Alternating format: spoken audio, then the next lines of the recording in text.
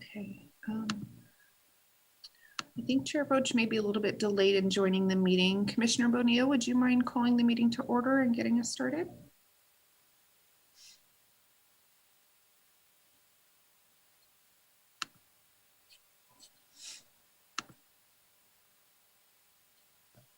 Sure.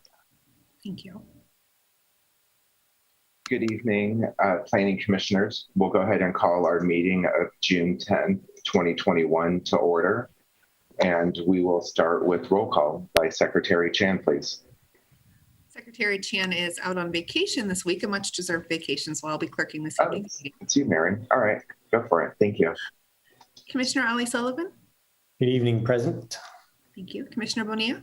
Present, thank you. Commissioner Goldstein. Oh, no, look like he has joined us. Commissioner Mendel. Here. Thank you. Commissioner Okenda. Here. Thank you. Commissioner Stevens. Present. And Chair Roach. Presence, and I'm sorry about that. Had some technical difficulties. Thank you. All right, I'll turn the meeting over to Chair Roach. Chair Roach, we just got the meeting kicked off and just concluded roll call, so over to you. Thank you so much, Chair Bonilla. Sorry about that. I was missing an email, but I figured it out now. I had the same problem you did. All right, thank you. I know, I think there might be some discussion about the emails and where things were sent tonight that we need to ask about later, because there was a new system tonight that I wasn't ready for. So I appreciate the patience. Okay, well, let's get started. Good evening, everybody. Welcome to the June 10th, 2021 Planning Commission meeting. This is a special meeting is being conducted utilizing teleconferencing and electronic means consistent with State of California Executive Order number 2920, dated March 17th, 2020. We are conducting the meeting using the Zoom platform and streaming it live on the city website and broadcasting on Comcast Channel 15, as well as via the city YouTube channel. Public members have the opportunity to submit emails to city staff. A report of all written comments was distributed to Planning Commission members via email and posted to the city's website under documents received after published agenda. Okay, and we've already done the roll call. And I'm sorry, Ray, if you already did this part, but I appreciate that. We've already done the roll call. So let's move on to public comments. And I will turn that back over to, I guess it's not Secretary Chan tonight, right? He's Mary. Mary, thank you. Thank you, Mary. It doesn't look like we have any requests to speak at this time. I'll give attendees another moment to raise their hand now that we've opened public comment. Okay, nothing at this time, Chair. Thank you so much. Okay, so then in that case, let's move on to our agenda item for the evening. Let's see, PH 21-052, proposed text amendments to Chapter 6, Article 14, Commercial Cannabis Businesses, and Chapter 10, Planning, Zoning, and Subdivisions of the Hayward Municipal Code for the regulation of personal and commercial cannabis in the city of Hayward, application number 202102446. And with that, we have a staff presentation tonight. Thank you and good evening, commissioners. Jeremy Locurco, acting planning manager for the city of Hayward. I'll go ahead and share my screen here. I'll get started.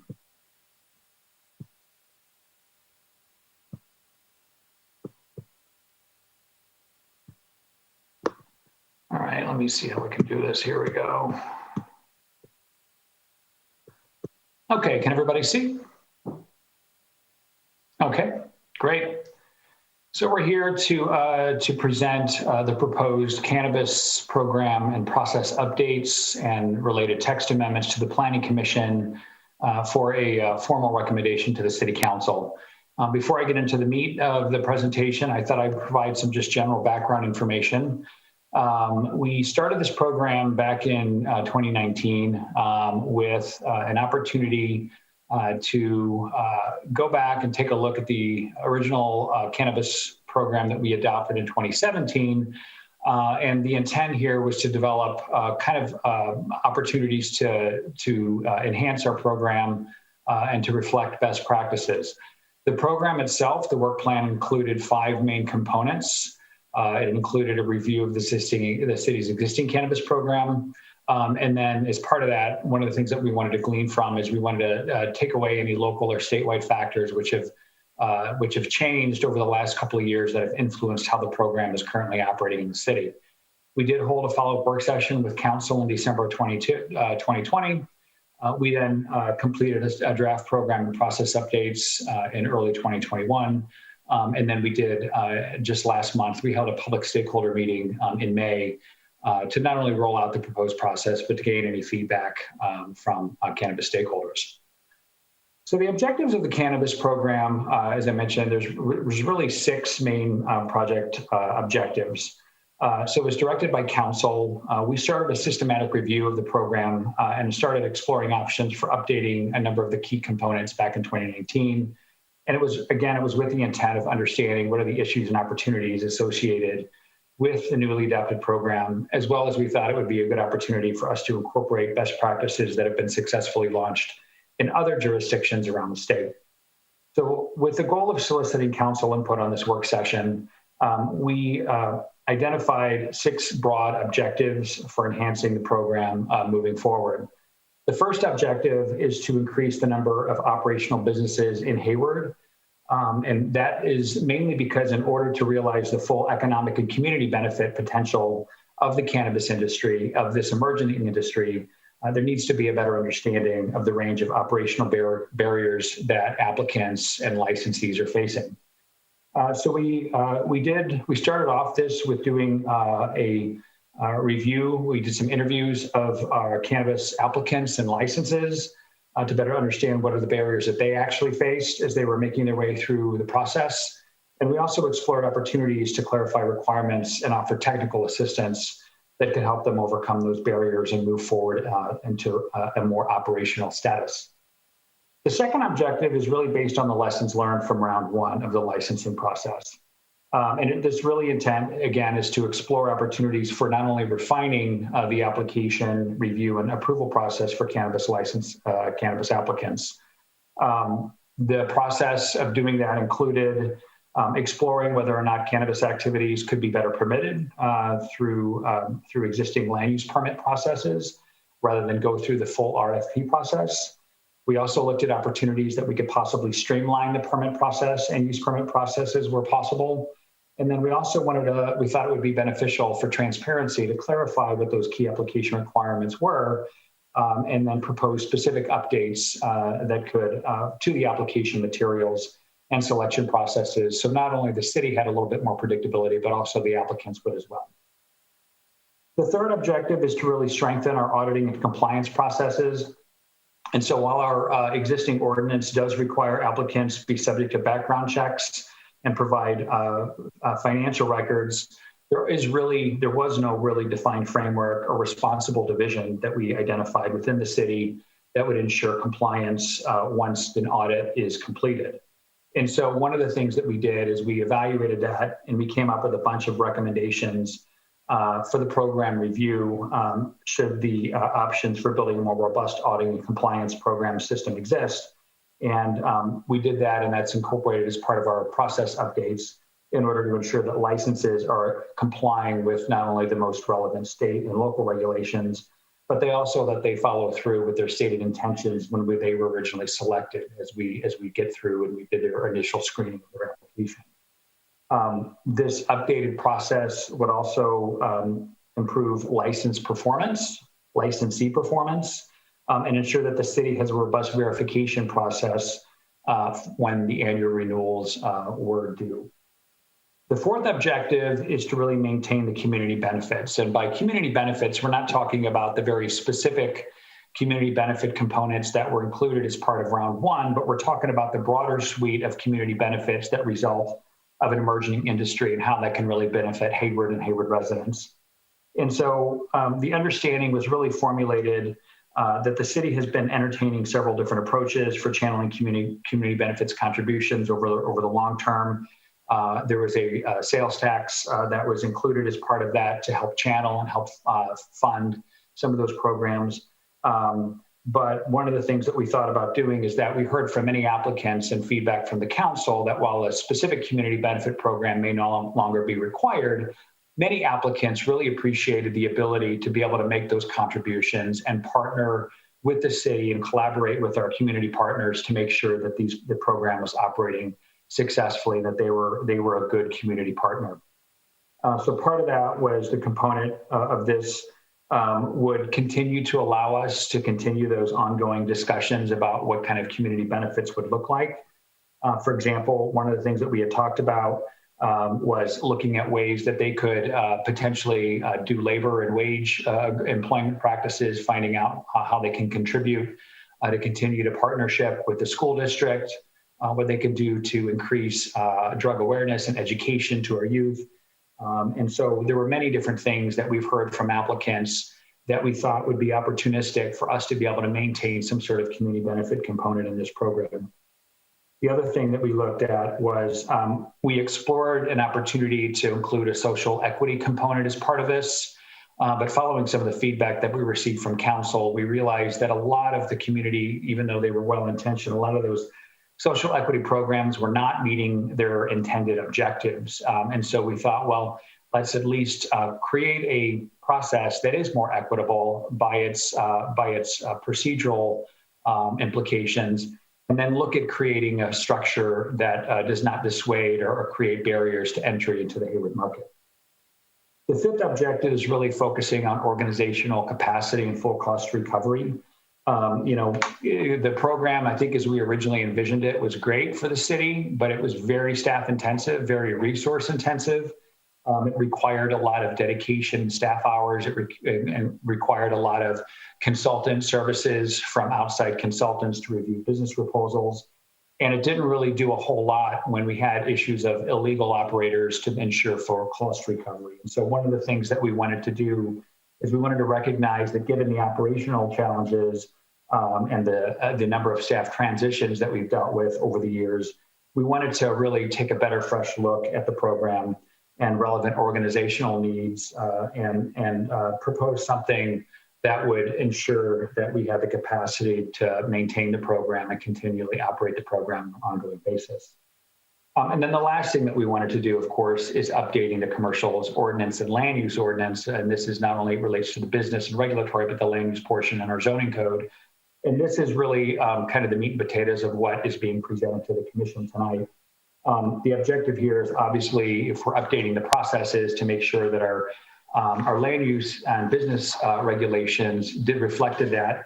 But the other opportunity that we saw here is there was a lot of ambiguity in what the regulations were intended to state, who were enforcing the regulations, whether it was the state of California or whether it was locally with the city of Hayward. And we thought that this would be a good opportunity to kind of streamline the process, update the regulatory framework, and create a program that could reflect kind of the best practices, as I mentioned, from other jurisdictions. So as part of the main components of our program process update, we started off by collecting feedback from city departments. We thought that, reaching out to those that are going to be responsible for implementing and administering the program is vitally important. So we reached out specifically to members of the planning division, the police department, fire department, hazmat, code enforcement, and revenue to really systematically review their experience and what has been their reaction to date on how the existing program has operated. We then conducted stakeholder interviews, and this was with selected cannabis applicants. And we wanted to really get their feedback from the cannabis industry on what were the realities that they were facing as this emerging industry. We wanted to make sure that we captured their feedback on the current application, licensing, and auditing processes. And then the other thing that we wanted to do is we really wanted to go back and make sure that there was an opportunity to incorporate that feedback as part of any update. We looked at other programs that were being done around the state, including Sacramento, Grover Beach, Santa Rosa, Pacifica. And we really wanted to extract what are the best practices, what are the lessons learned, what are the things that they have successfully done to manage and administer their programs. And also we found out what wasn't working so great. And so we tried to shy away from some of those activities. We also began developing specific updates and elements around our program by focusing on the licensing and entitlement component of that for cannabis businesses. And that was largely is what influenced kind of the updated process. The proposal that we have before you tonight, it did include a result of many options that were originally proposed to the City Council for feedback. And along the way, there were several work sessions, not only with council, but as I mentioned, with public stakeholders to really discuss plan alternatives, kind of get some updated objectives. And also we wanted to see guidance from council and from stakeholders on key policy decisions that were originally formulated in 2017, but obviously those may have evolved over the last several years along with this emerging industry. And we wanted to see if any attitudes toward cannabis have changed. So what we found out is that, ironically, while we were really set on focusing on improving and optimizing the cannabis program, and while there was kind of an acknowledgement from all of the stakeholders that realizing that progress is somewhat slow, we also found in our research that it's not really that out from roughly, it's performing roughly on par with many other jurisdictions in Alameda County and across California. In other words, the city of Hayward is not the only one that kind of has a lengthy process for applicants to get through, but applicants in other jurisdictions and through the state of California, as they were in the process of updating their regulations, also found it to be somewhat lengthy and cumbersome. And so working with our partners in ICF, we really identified two significant areas of potential improvement. One was strengthening our internal organizational capacities, and the second was really streamlining the land use process for cannabis applications. And just to give everyone kind of an update of where we are currently with our program, of the 23 licenses that were originally approved by City Council, 7 licenses were abandoned by the applicant due to failure to find a location and submit an application in a timely manner. 1 license was revoked due to activity that was not previously disclosed to the city, which caused immediate revocation of their license. 3 licenses currently remain active. They did submit, but they are currently under review at the planning division as they're trying to work out some of their operational challenges. 3 licenses that had received planning approval are currently up and operational. And there's 9 other licenses that have already gone through the land use process. They've already received their city council approval, and they're at various stages of either build out of their space or trying to secure the state license. The summary of findings that ICF and that we worked on really kind of for the business license process really kind of identify that there was broad consensus, not only from our internal stakeholders, but also from the cannabis stakeholders, that while the RFP process itself was fairly robust and impartial, there was an acknowledgement that there was an opportunity here that maybe we could streamline and again, really kind of incorporate what are those lessons learned from the first round and try to make that more effective and more efficient where it's possible. Some of the specific challenges of the current approach that were identified is that the RFP process is time consuming for not only staff and applicants. The quality, oftentimes, of the written application submitted did not often correlate with the ultimate quality of the applicants. And we didn't find that out until we actually brought them in and did interviews. A lot of them that were great on paper didn't really know much about the cannabis industry at all. And so that certainly had an impact because many of them had third-party writers of their proposal to help facilitate a good score. And then the last thing is that we received some complaints from applicants over the requirements. And this is not only about, just how are we going about selecting and interviewing those top scores, but also there were some shifting criteria throughout the process that, and it did not appear as transparent as it could have been. And so one of the things that ICF really did as part of their analysis is they looked at the key objective is to really look at the process and quote, weed out those applicants who had a proposed location that did not meet zoning eligibility, or look at the bad actor applicants who did not necessarily meet the minimum criteria. And so one of the proposed improvements that were being recommended is to revitalize and change the RFP. Instead of doing the RFP, we'll do more frequent pre-screening of pre-application to weed out those applicants that are not early or not serious about submitting an application, and we could do that earlier in the process. One of the other key components is that we're requiring site control. We found out that many of our applicants, after they got the license, had a really difficult time finding a location, because once they were on the search for a location and the landlord or the tenant or the property owner knew that they had a license, they had no problem increasing the rent.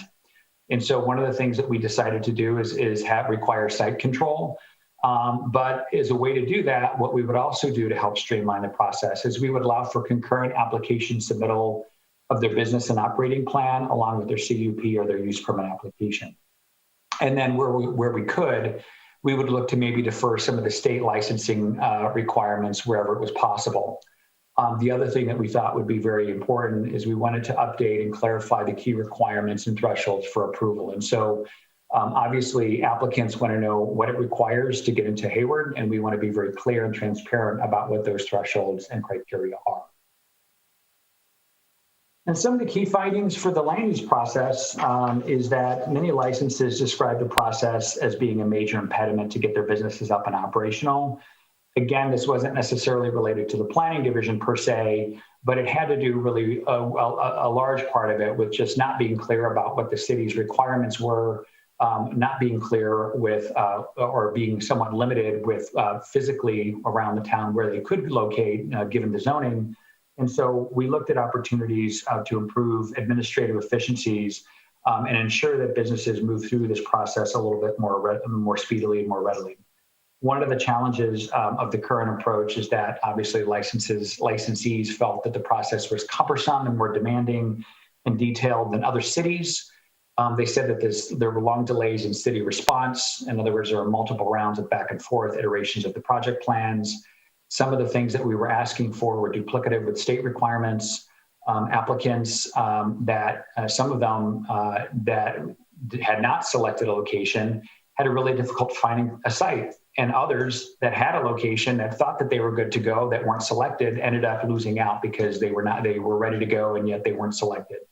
And so coming up with a plan that could provide more assurances with them, we thought would be a good opportunity here. Again, so one of the proposed improvements that you'll see reflected in the land use proposal, land use ordinance tonight, is we've tried to remove some of the duplicative requirements that are along with the state that duplicate a lot of what the state looks at. We want to clarify what the requirements need to be upfront so that those applicants are clear on what our expectations are and they can adjust their programming and land use planning accordingly. We did consider revising some of the zoning for some of the locations, and you'll see that as kind of some of the key takeaways this evening. And then the other thing that we did, obviously, is allow for the ability for applicants, after they've been pre-screened, to then come forward and be able to submit a concurrent business plan and use permit process to begin the process a little bit earlier, where currently it's in a very sequential kind of format.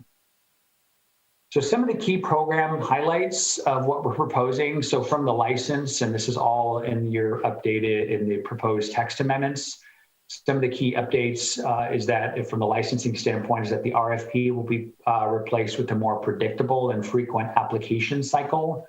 What we're envisioning is maybe twice a year, where we would have a 30-day window of opportunity for applicants to submit a pre-screening eligibility. We would then continue to screen those applicants, and if they pass, then they're at that point they're eligible to go out and look for a location as well as work on their business plan for submittal and for screening.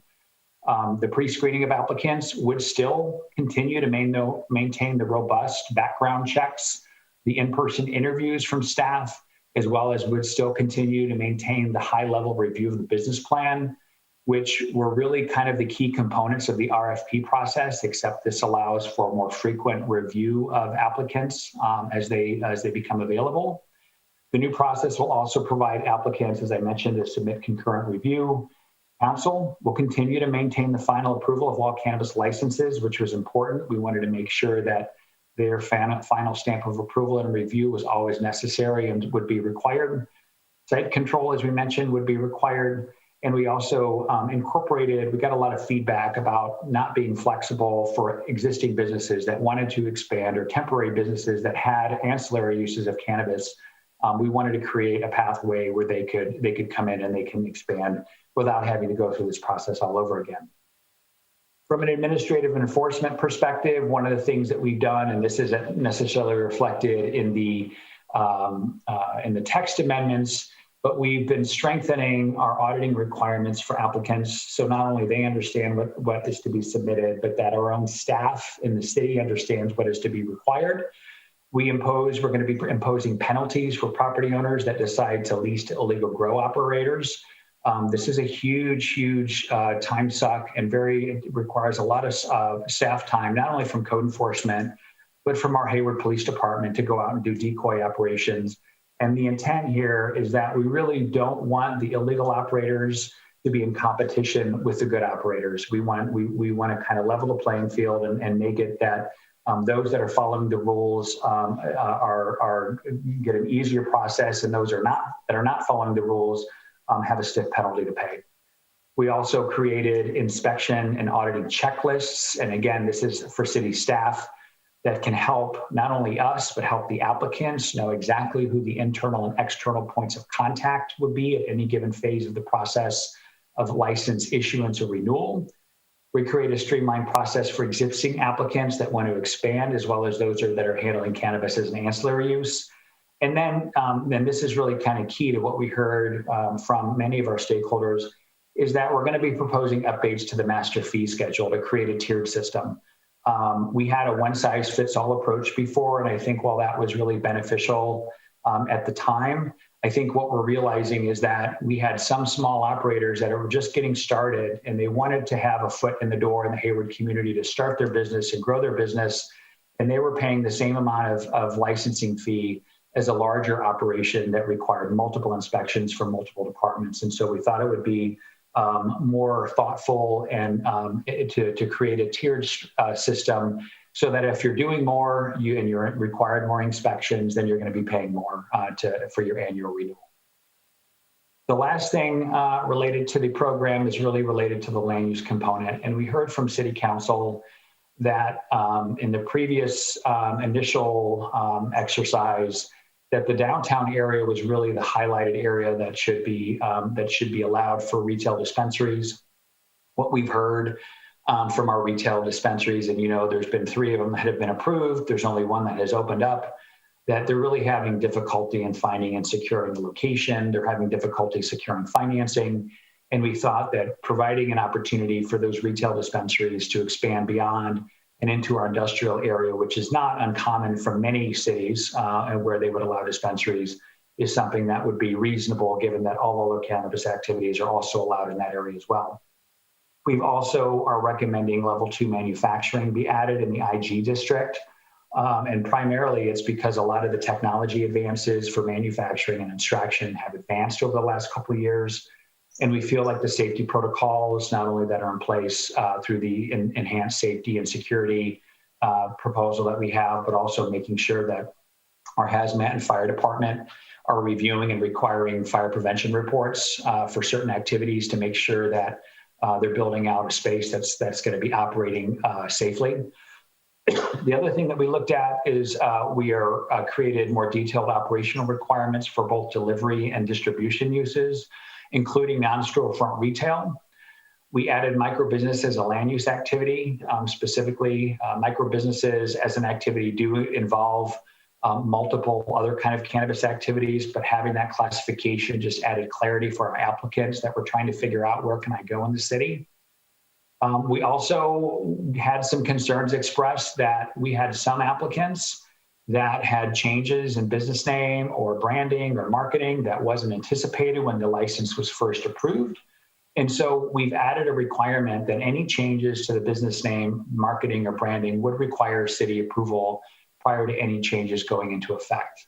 And so again, that would just assure the community and the council that whatever we're approving is in fact what was originally envisioned, and that we're not getting a situation where operators then sell their license or transfer their license and change their business and marketing.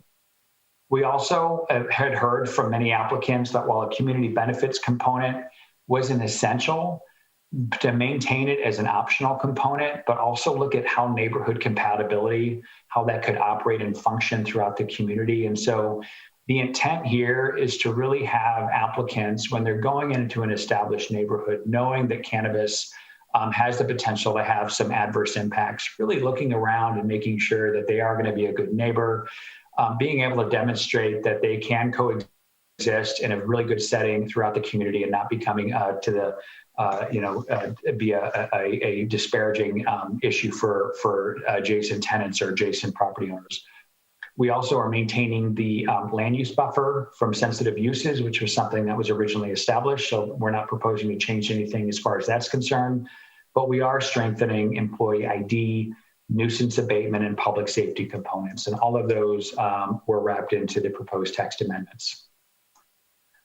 We did, as part of these updates, we did do a Sequa review and determine that the amendments are exempt from Sequa, as they are minor amendments to the zoning code, which are necessary to be able to implement our cannabis ordinance. And while we did adopt the ordinance in 2017, the proposed amendments, including the land use activities that are allowed, are not significantly different and had previously been analyzed overall as part of the general plan EIR in terms of manufacturing activities and so forth. And so with that, we would recommend, the Planning Commission recommend to Council the adoption of the proposed text amendments to Chapter 6, Article 14 of the Commercial Cannabis License of the Hayward Muni Code, as well as Chapter 10, which is the Planning and Zoning section for the regulation of personal and commercial cannabis operators in the city pursuant to the findings for approval. And I did just want to kind of highlight what we anticipate at this time as being some of the key dates and next steps. Of course, this evening, representatives to the Planning Commission, we are scheduled to go to the City Council on July 6th for the first reading, hopefully July 22nd for the second reading.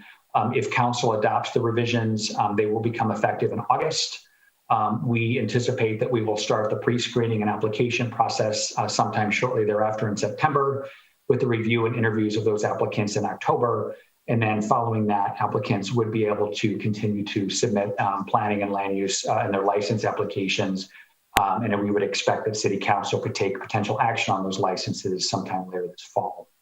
So with that, concludes my presentation, and I will open it up for questions. Thank you. Thank you, Jeremy. Before we move on, I wanted to make sure we get Commissioner Goldstein on. I know he's on as a, can we move him from an attendee to a panelist because he had the same problem logging on? Or maybe can somebody send him the link? Yeah, I go ahead. And we can start the discussion. Hopefully he'll be able to jump on. Oh, great. There he is. Hi, Commissioner Goldstein. Okay, I welcome Commissioner discussion at this time. Would anybody like to jump in? Commissioner Okenda, why don't you go ahead first? Thanks, Chair. Okay, so my questions are really going to focus on the background check and the pre-screening eligibility requirements. And I really have questions to go into the weeds here. So to start, just kind of wanting to understand how this has evolved. So I know I read the regulations, they require a background check, says shall be done. Is there a state law that mandates you to run background checks for a local permit in addition to the state licensing requirements section that the Bureau of Cannabis Control handles? Sergeant Carpenter from the Hayward Police Department is also here. Mike, I don't know if you want to answer that question. In terms of the background checks, that was something that we originally instituted with the original cannabis program. And we've heard from several of our cannabis applicants that they like that. They like the background checks. They like the ability to have their employees screened through the city so they understand who they're hiring. But Mike, I don't know if you have any other information on required background checks from the statewide level, whether they're mandatory. I know that they are for the state license. Yeah, I know, like we mentioned, the feedback we've gotten is like to hear. We're not making the decision on if they're hiring people or not, but give them a little insight of, who they're talking to or who's their applicant. Sorry, I'm a little confused at the answer. Maybe let me rephrase for clarity.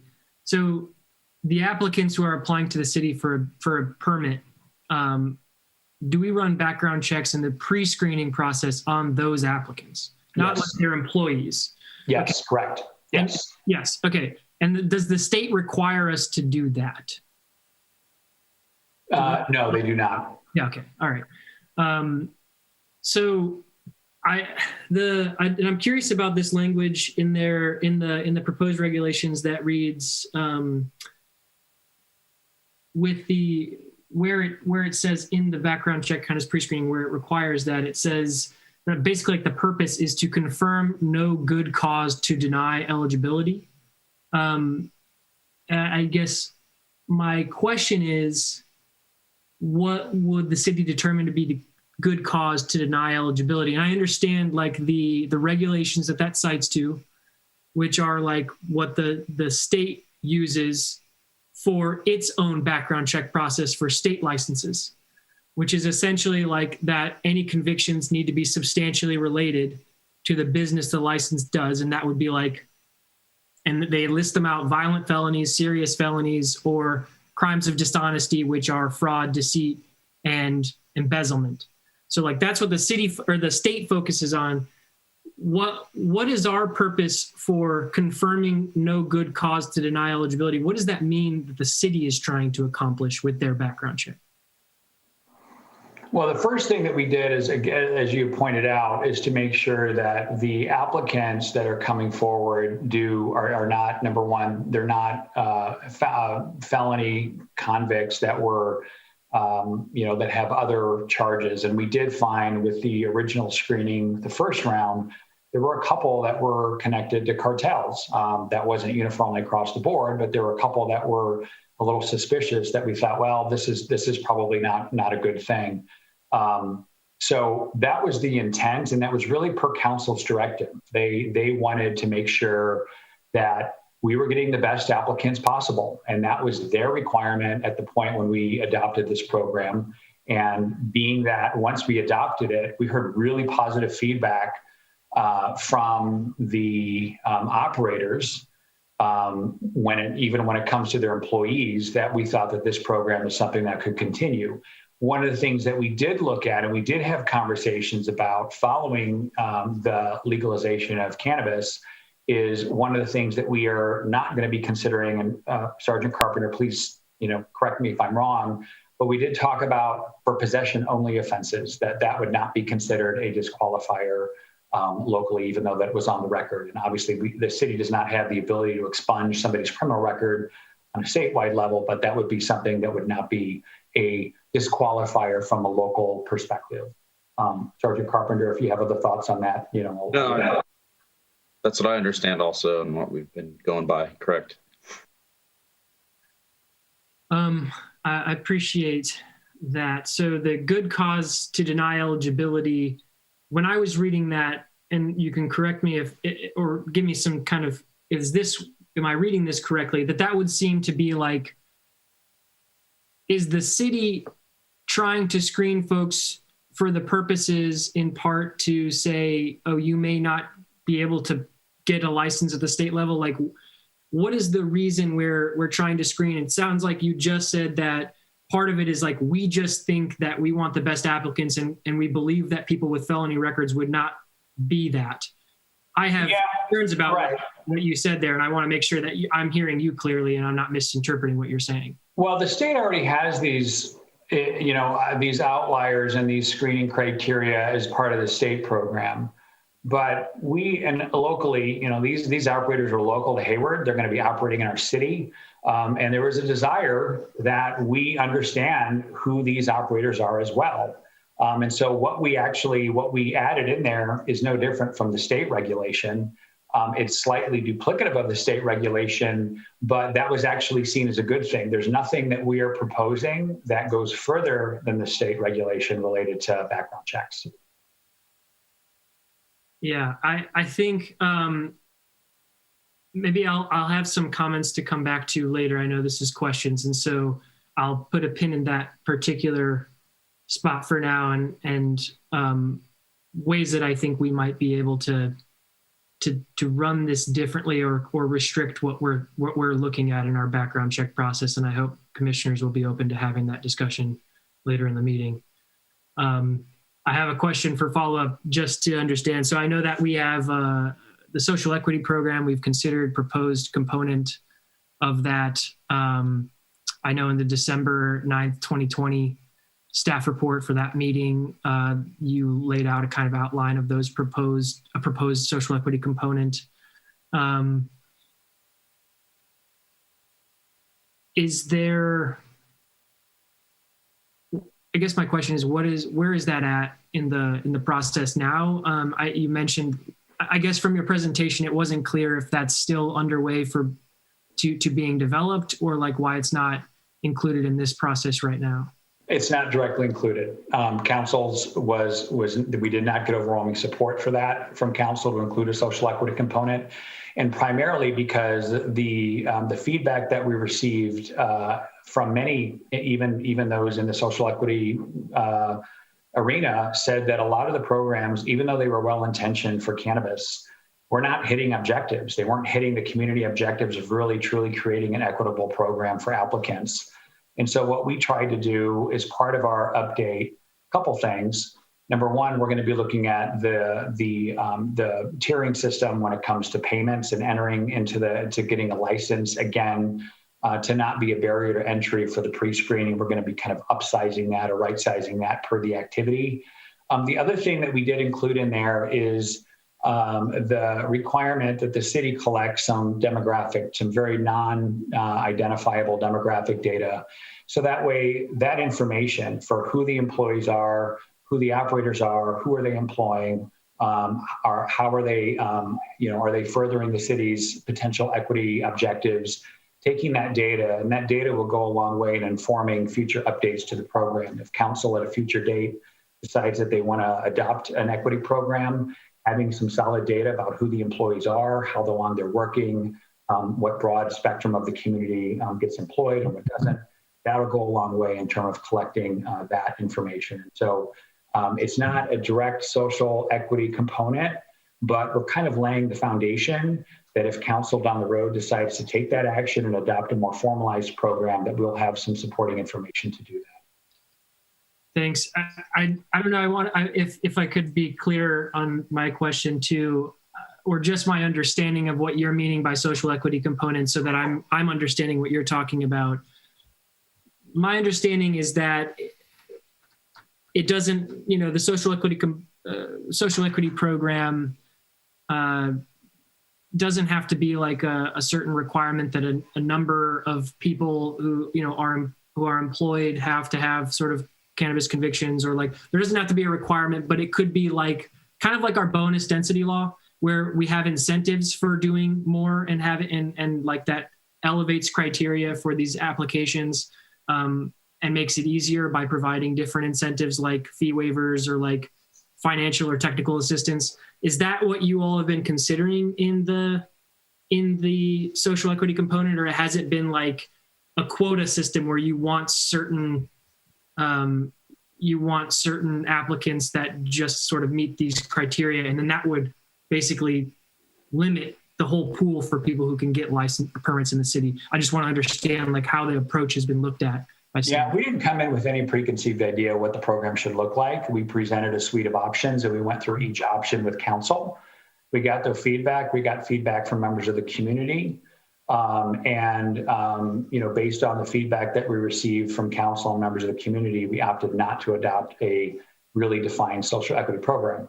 That doesn't mean that there weren't certain components that would not be readily available to applicants. One of the things that we had talked about doing is looking for coming up with a program that, down the road, if there was part of the community benefits, if there was a pot of money, as an example, that went into funding kind of an incubator program that could help, startups, particularly some that may have had a previous record, somebody that are just, again, looking at racial minority groups, different sort of socioeconomic backgrounds, seeing if there's opportunities. So we did have those discussions. Our economic development department, I think they were looking as part of the overall business concierge program that they've adopted, and they did continue to vow support that, this would be one opportunity that we could help equity applicants if we did have some. I will also say that we did have a fairly good number of equity applicants our first go around. We got some demographic data. We gave the majority of our license, many of our licenses went to minority owners who opted to hire local and hire minorities and diversify and create those living wages. So, but we don't, unfortunately, we didn't have any data to track that. And it certainly was not a mandated requirement of the applicant before they could submit their application to the city to review. But that was, being that other cities have adopted that was something that we did bring up. But again, policy directive from council was that not at this time. All right. Well, I appreciate that, and I am thankful that in the proposed language right now, there's a lot of collection of different demographic data that will help us moving forward. That'll conclude my questions for now. I appreciate the space. Thank you. Thank you. Does anyone else have any questions at this point, or you're all waiting for the comment period? Commissioner Ali Sullivan. Thanks, Jeremy. Appreciate the presentation. Hopefully just some very quick questions here for you. Let's see, the first one, the community benefit plan. You note in the presentation that the community benefit plan is not a requirement. It's recommended, it's not a requirement. And then there's also reference to the neighborhood, what is it, the neighborhood component plan or the neighborhood convenience plan? Not sure what the C is. Compatibility plan, correct. Can you explain, is that plan supposed to sort of take the place of the community benefit plan, or is there a reason why it wasn't required? And I guess the reason I'm asking is because the last two applications that we've seen, it was included in those applications, and there were also additional things that we had asked for that were sort of associated with community benefits, i.e. trash pickup. So I'm curious if you can give a little bit of a rationale on why it wasn't a requirement.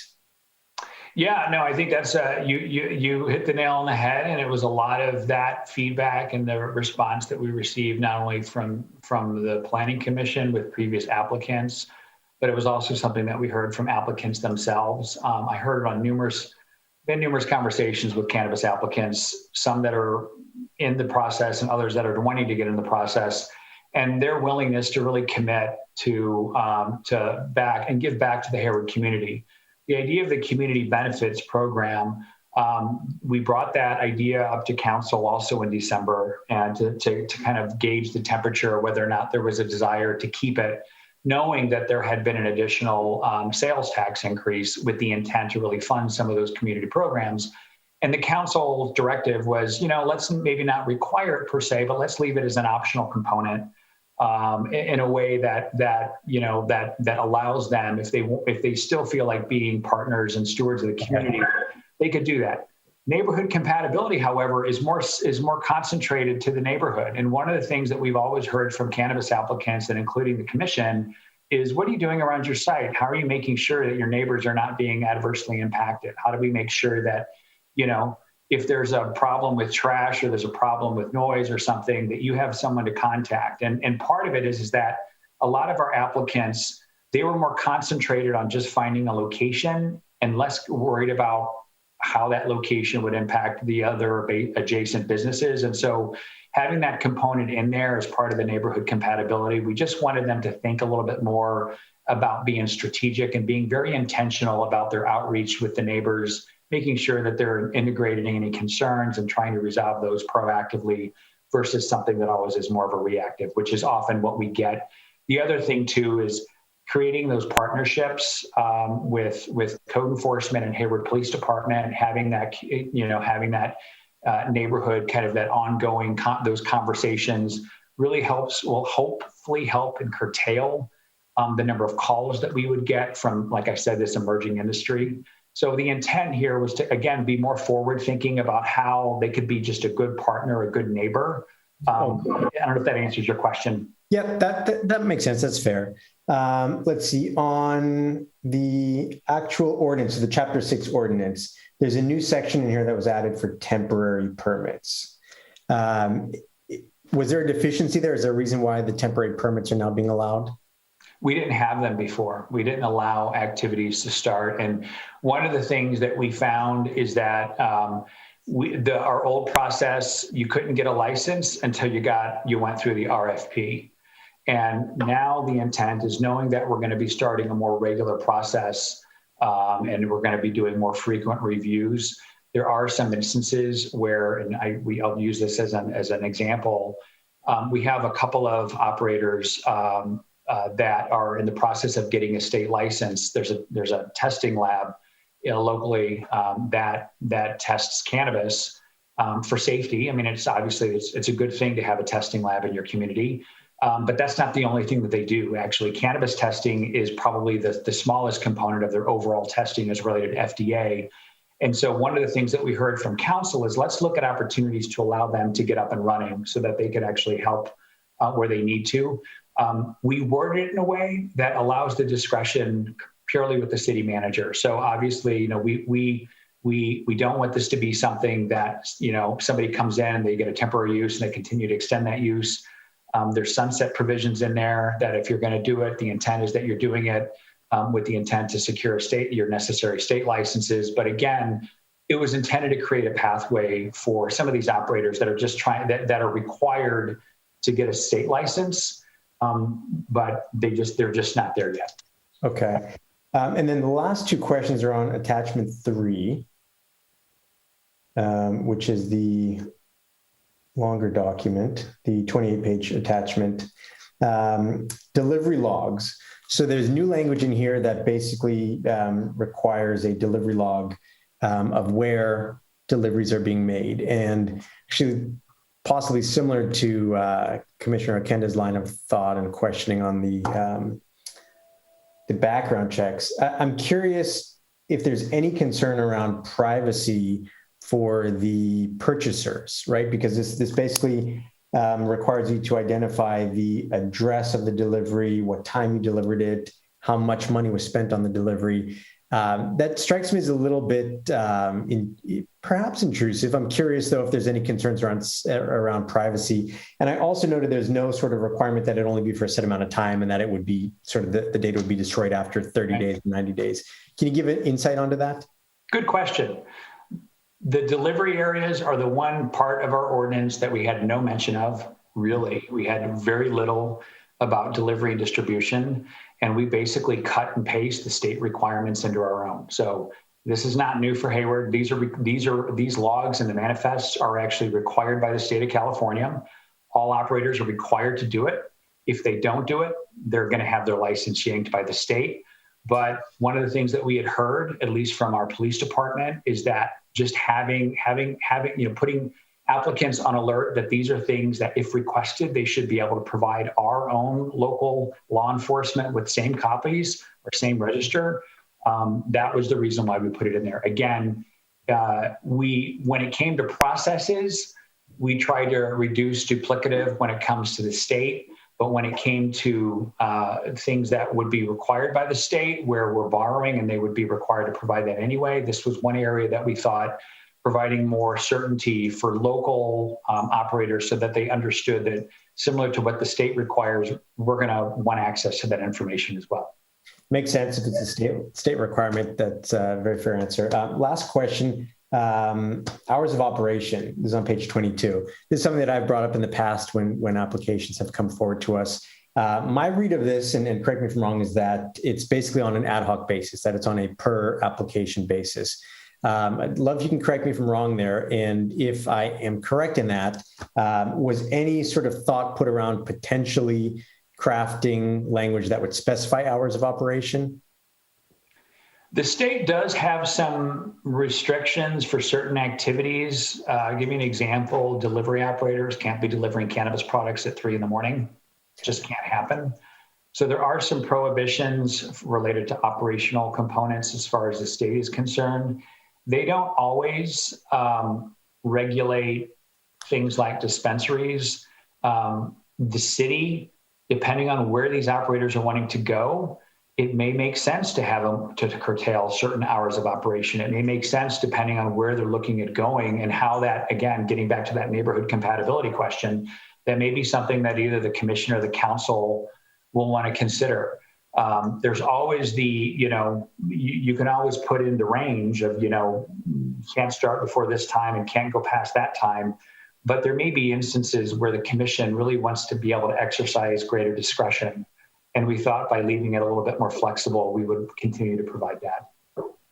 And the applicants also may have certain reasons why they want to stop at a certain time or continue longer for a certain hour. Great. Thank you, Jamie. Thank you. Commissioner Bonilla. Thank you. Thank you for your presentation tonight, Jeremy. Just a few quickies. Do we have any insight into why the 7 licensees abandoned their licenses? And did any of that input get incorporated into some of these revisions? I think some of them did, yeah. One of the biggest things, as we had mentioned, is that a lot of them had a hard time securing a site.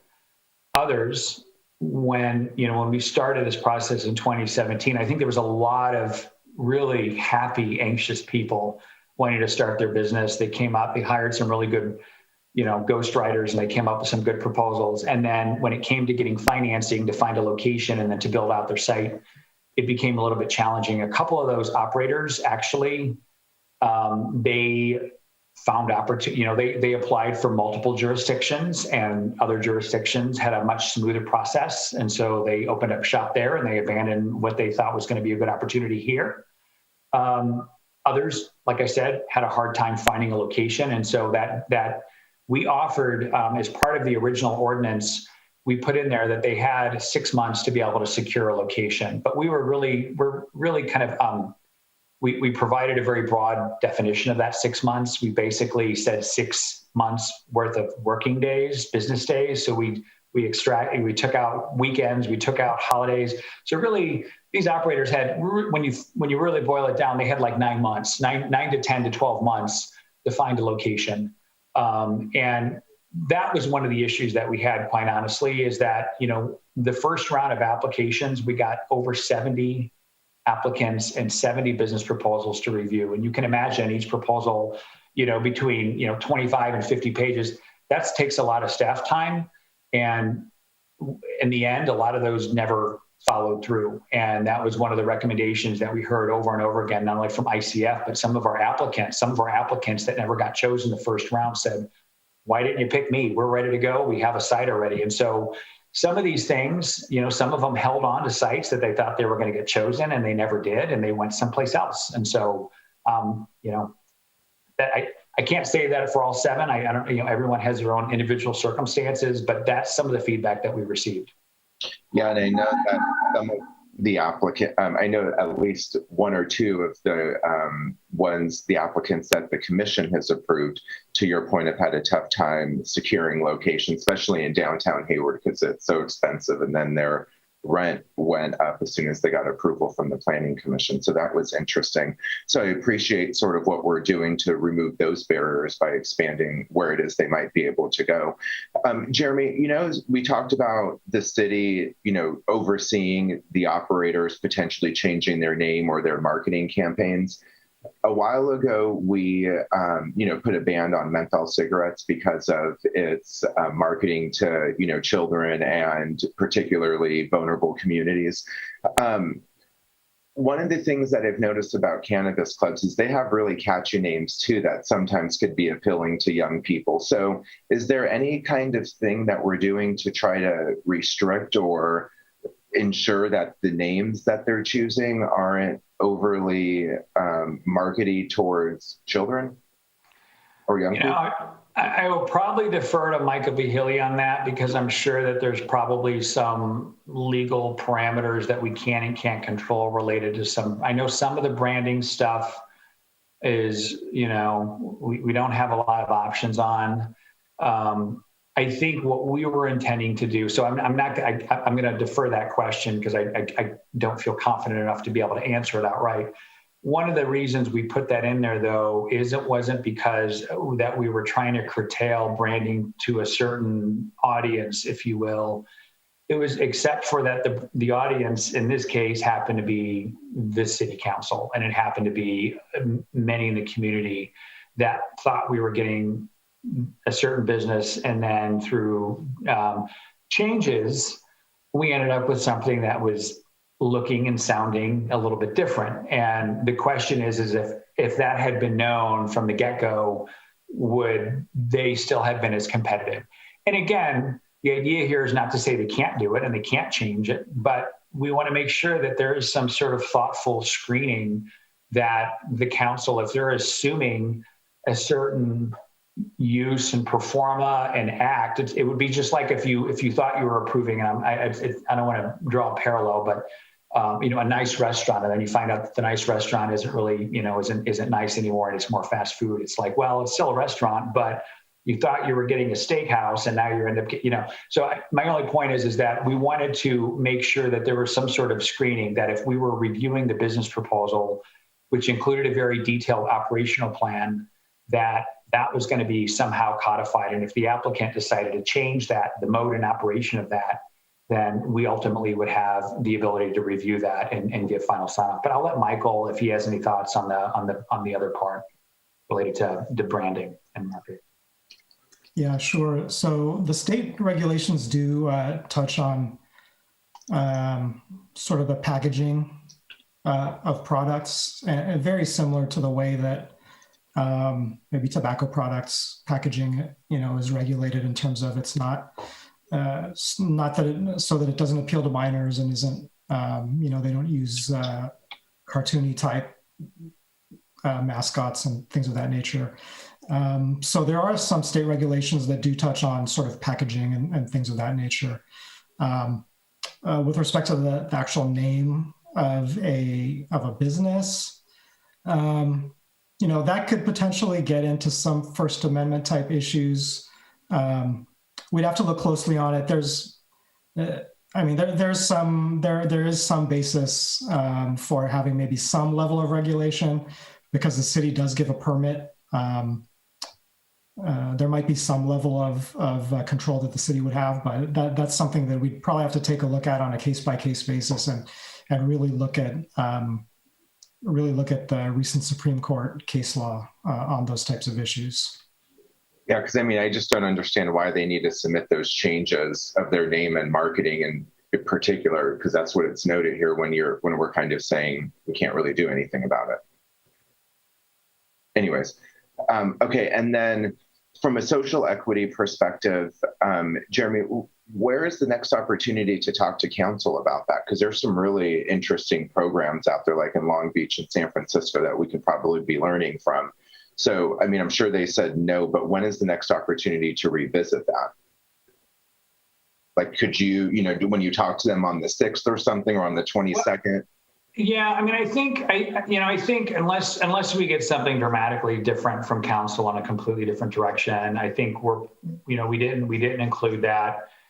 If we did add a social equity component, it would mean basically going back and starting over with the business component all over again, and trying to figure out how that program would even operate and be managed. We other cities, like I said, have done it. Some of them have claimed success, but you may hear from a lot of cannabis applicants and operators that well-intentioned, poorly executed. And so I think, having more information about those that actually have worked, and we'll hear San Jose was probably one that has well-intentioned, didn't work out so well. But I would say, there's the sticks, but also, one of the things that we're looking at doing, as I mentioned, is we're doing this program. We're hoping to launch it where we're reviewing applicants every 6 months.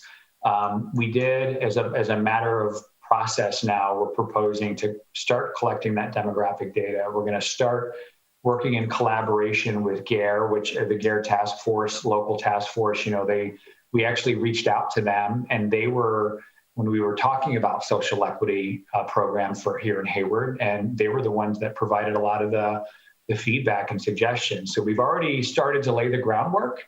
If that's something that ultimately wants to get done.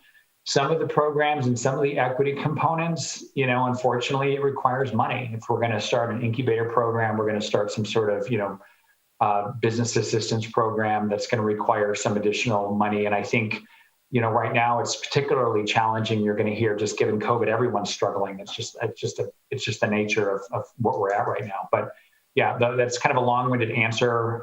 We can go back and probably revisit that. It would require a delay in launching the program. One of the things that you probably will hear from many applicants is they've been waiting a couple of years for us to come back with these edits. They are really anxious. They want to get moving. They want to come to Hayward. They want to invest in our community. They wish this happened 2 years ago, but one of the things that we wanted to make sure is that number one, we got the process updated. And then secondarily is that we updated the ordinances to reflect that process. And so it's been very lengthy. We can go back and we can do it again. I certainly, if council wants us to do that and that's the directive, we can certainly take that. But that was something, just so you know, and Commissioner Kenda knows, that was something that we did bring up because we were trying to be very mindful of where the community conversations were at that stage. Thanks, Jeremy. I just think that program could go a long ways in helping some of those underground, folks come up ground a little bit because we've removed barriers and made it a lot easier for them to do that. But thank you for your responses this evening. Thank you, Chair Roche. Thank you. Commissioner Goldstein. Yeah, thank you, Chair. Very interesting bits of research that went into this presentation, Jeremy. It's quite thorough. My question is around the zoning. So I understand we're going to be, we currently allow it in area zone for IP, and we're going to expand that to the IG, general industrial. Is that correct? I'm sorry, what land use are you referring to? So in your presentation, you were talking about expanding the zoned areas that cannabis businesses can operate in. I thought I heard you say that it was currently in zoned IP, and it's going to be expanded to include IG. No, so a couple of things. So the IP, which is the industrial part, what I had mentioned is that currently retail dispensaries are only allowed in the downtown and in select general commercial districts, which are scattered throughout city corridors. Mm-hmm. We are proposing to broaden that to also include the IP, which is the industrial park area. Those tend to be the nicer parts of our industrial areas that would be akin to maybe house or retail dispensary, something that would be a little bit more upscale.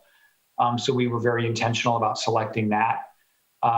The manufacturing, which is the use of more volatile substances or what we would constitute potentially hazardous extraction methods, which is regulated by the state, that is the area that we're proposing to allow the level 2 or type 2 manufacturing for cannabis. It's only in the IG district. And again, the rationale behind that is because the IP for dispensaries is kind of buffered from residential areas through the light industrial district. So we wanted to have a natural separation for dispensaries. And then the IG is our most intense industrial area. And that would be the area that would be most important, appropriate for the more heavy use of manufacturing kind of activity. So that were the two areas that were added. Everything else remains the same. I see. Very good. So that makes a lot of sense to me now. Thank you for that clarification. Has it come up as a concern at all in terms of how close these businesses can operate? Because I think the last time I looked, we did not have a distance requirement between these businesses. We talked about it. Is that something that's been addressed in the current proposal? The only distance separation requirement which is proposed to maintain is the separation between retail dispensaries. We did not add a separation requirement for other cannabis businesses throughout the community. We do. There are buffers though from the sensitive land uses that are defined by the state, and then we also added a additional sensitive receptor from open space or playground areas or parks that include children's equipment. And that, again, was very intentional.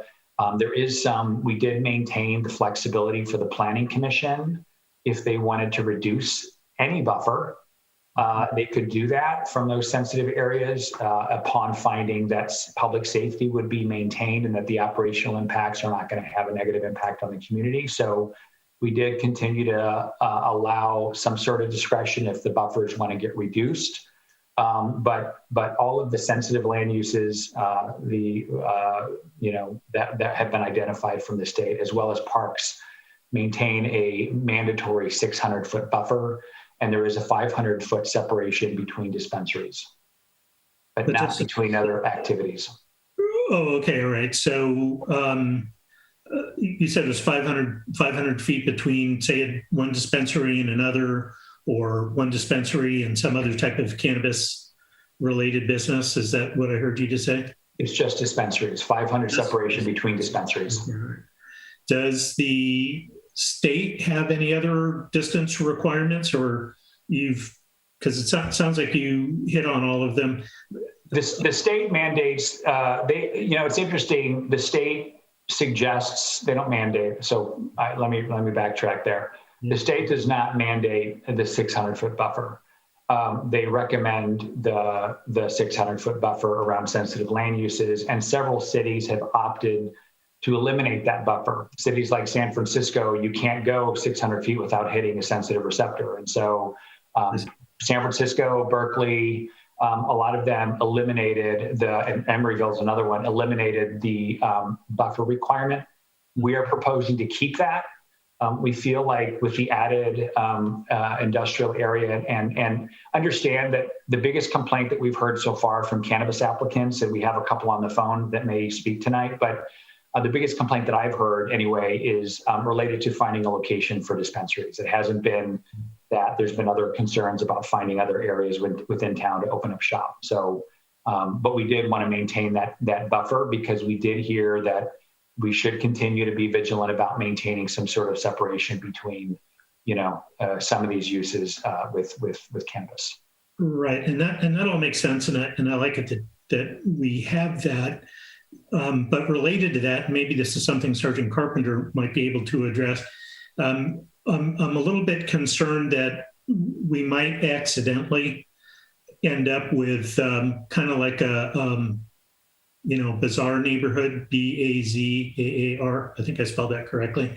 Kind of like a farmer's market of cannabis.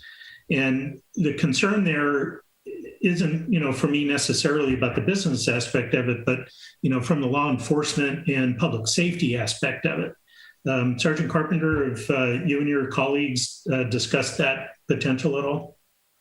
Yeah, a little bit. I mean, this is all new to us too. Since, let's say, we've had Cookies open, we've had very minimal calls for service revolving around that business. Complaints downtown we haven't had a whole lot regarding, pointing towards that direction. So it's very, obviously that's a concern when you always put the same people together, the competition, and that aspect, but, not having a whole lot dealing with our own yet, still learning on how, if that's going to be a concern or not. Right, very good. So in the news, there were some pretty high profile incidents of cannabis. I don't know if they were retail or production, what the deal was, but they were in the news where they were broken into, raided. There was guns involved. That level of security concerns me, especially if we do it on purpose and say we want all these businesses in one area because we can concentrate our public safety around it, that's one thing. But if we generate that kind of neighborhood accidentally, that's the concern that I have.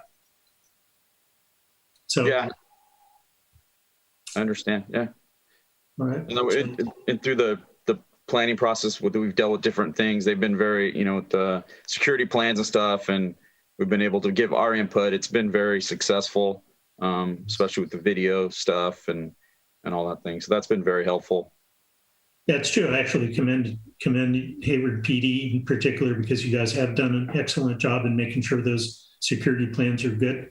I hope we'll continue to look at that so that whatever we design is by design and not accidentally setting people up to have, sudden bursts of gunfire just because those businesses are apparently kind of vulnerable that way. All right, thank you. Thank you. Let's see, I don't see any other hands up right now for questions. So I'll go ahead, and if anyone comes up with a question before we go to public comment, go ahead and raise your hand. I wanted to touch on to what Commissioner Bonilla talked about with the packaging, because I was looking at in the proposed business regulatory amendments, wording was added about, permit renewal, packaging and labeling. And there's a specific line that says the city council may impose additional packaging and labeling requirements on cannabis or cannabis products by ordinance or resolution. So I don't see why we couldn't add something that says something like with a specific eye to reducing any, any marketing towards children or packaging or something like that. Because I think that's one area, like Commissioner Bonilla brought up, we need to take a really strong stand. So we're trying to have, a good adult relationships with the community and with the dispensaries, but we're making it really clear that we're doing everything we can to get rid of cutesy names, bubbly packaging, all of that. So I'm just wondering, Jeremy, could we add a line like that that specifically says, so that when we go in to inspect it and these dispensaries, they're not reacting to something we haven't already told them, so they're not saying, oh, sorry, we didn't know specifically what you meant. But if we're really clear on what that looks like. Well, and again, the intent here was not necessarily to be profiling the products that are coming, that the individual cannabis dispensaries are selling. Keep in mind that a lot of the products that, from applicants that have been given licenses are already controlled by the state. Their state already has regulations about that there can't be certain things that would appeal to kids, very similar to packaging or selling of tobacco products. And so the state, even though it's not, smoking is slightly different, the state has taken a much more aggressive stance toward regulatory control over cannabis and how cannabis is marketed, to the degree that, you can't have, you can't, none of the even delivery vehicles can have, the name can show any cannabis product. I mean, things showing a cannabis leaf are prohibited. So, I mean, there's certain prohibitions that the state has enacted, and that the city, again, I think that'll all be reviewed as part of the business plan. And so that would be things that the council could ask for. How are you proposing to market? Are you going to be putting billboards out, saying, come, and I can say you can drive along the freeway and you can see dispensary signs for dispensaries. And obviously, that may or may not be of an interest to council. If they don't have any concerns, that's totally fine. But I think the goal here is that when it comes to overarching branding and trying to represent the Hayward, and there's only 3 licenses that have been issued so far. We don't seem to have the same sense of concern related to non-dispensary activities. I don't see a lot of activities, coming out of, delivery or distribution, but admittedly, that could be as well. And there are some non-storefront activities, retail activities in Hayward where people are delivering directly to consumers, and we never see those products. They're not available to the public you can't walk in and buy it off the shelf. So unless you're old enough to purchase the product, a child would never have access to it. So, there are certain state protocols related to marketing that come from the state. So there is some screen mechanism, and they are a little bit more robust than what you would see with tobacco. Okay. Yeah. I mean, because Hayward has taken a strong stand now against flavored tobacco to avoid youth getting a hold of it. And because we have put in this wording that's saying city council may impose additional requirements, I mean, I guess that would come in like just a recommendation to the city council, that I don't see why we can't also attach our strong language to that, so that that's clear for applicants going forward. The other question I had is looking at, other cities and trouble they ran into after dispensaries came online and things they didn't expect. One of the things I saw in a Denver study was that they didn't really anticipate at the time just the incredible attraction towards edibles. And they discovered there was a potency issue with edibles. And I don't know, is this regular on the state level? because I know in the Denver example, they actually decided to come up with like a milligram amount per edible so that there wasn't a concern in the city because it was a concern. So I'm wondering if staff has talked about that. Is that already something incorporated in the state law? State had, that's part of the reason why testing is so important and so vital. And part of the reason why, when a testing lab comes to town, you don't put up barriers because you really need that to ensure safety of the product when it gets to the consumer. The state has evolved a lot of the regulatory framework over the last 3 years since they, originally it was all developed around medicinal cannabis. And it's evolved to more of the adult recreation use now. And some of the regulatory requirements around that are also starting to evolve and to reflect more of kind of what products are being used by which people. We are seeing a huge influx, as you pointed out, Chair Roche, of edibles and interest in the edible because it is very discreet. People don't, the days of going out and smoking on the corner, even though I'm sure it still happens. You could go to the city and you could smell it on a corner or go into any, and it would be very commonplace. It's just not as common anymore because I think people are looking for more discrete options. And so there is a market opportunity for a lot of the cannabis industry to go into the edible realm. But that also means, as you pointed out, there's more challenges with testing that product.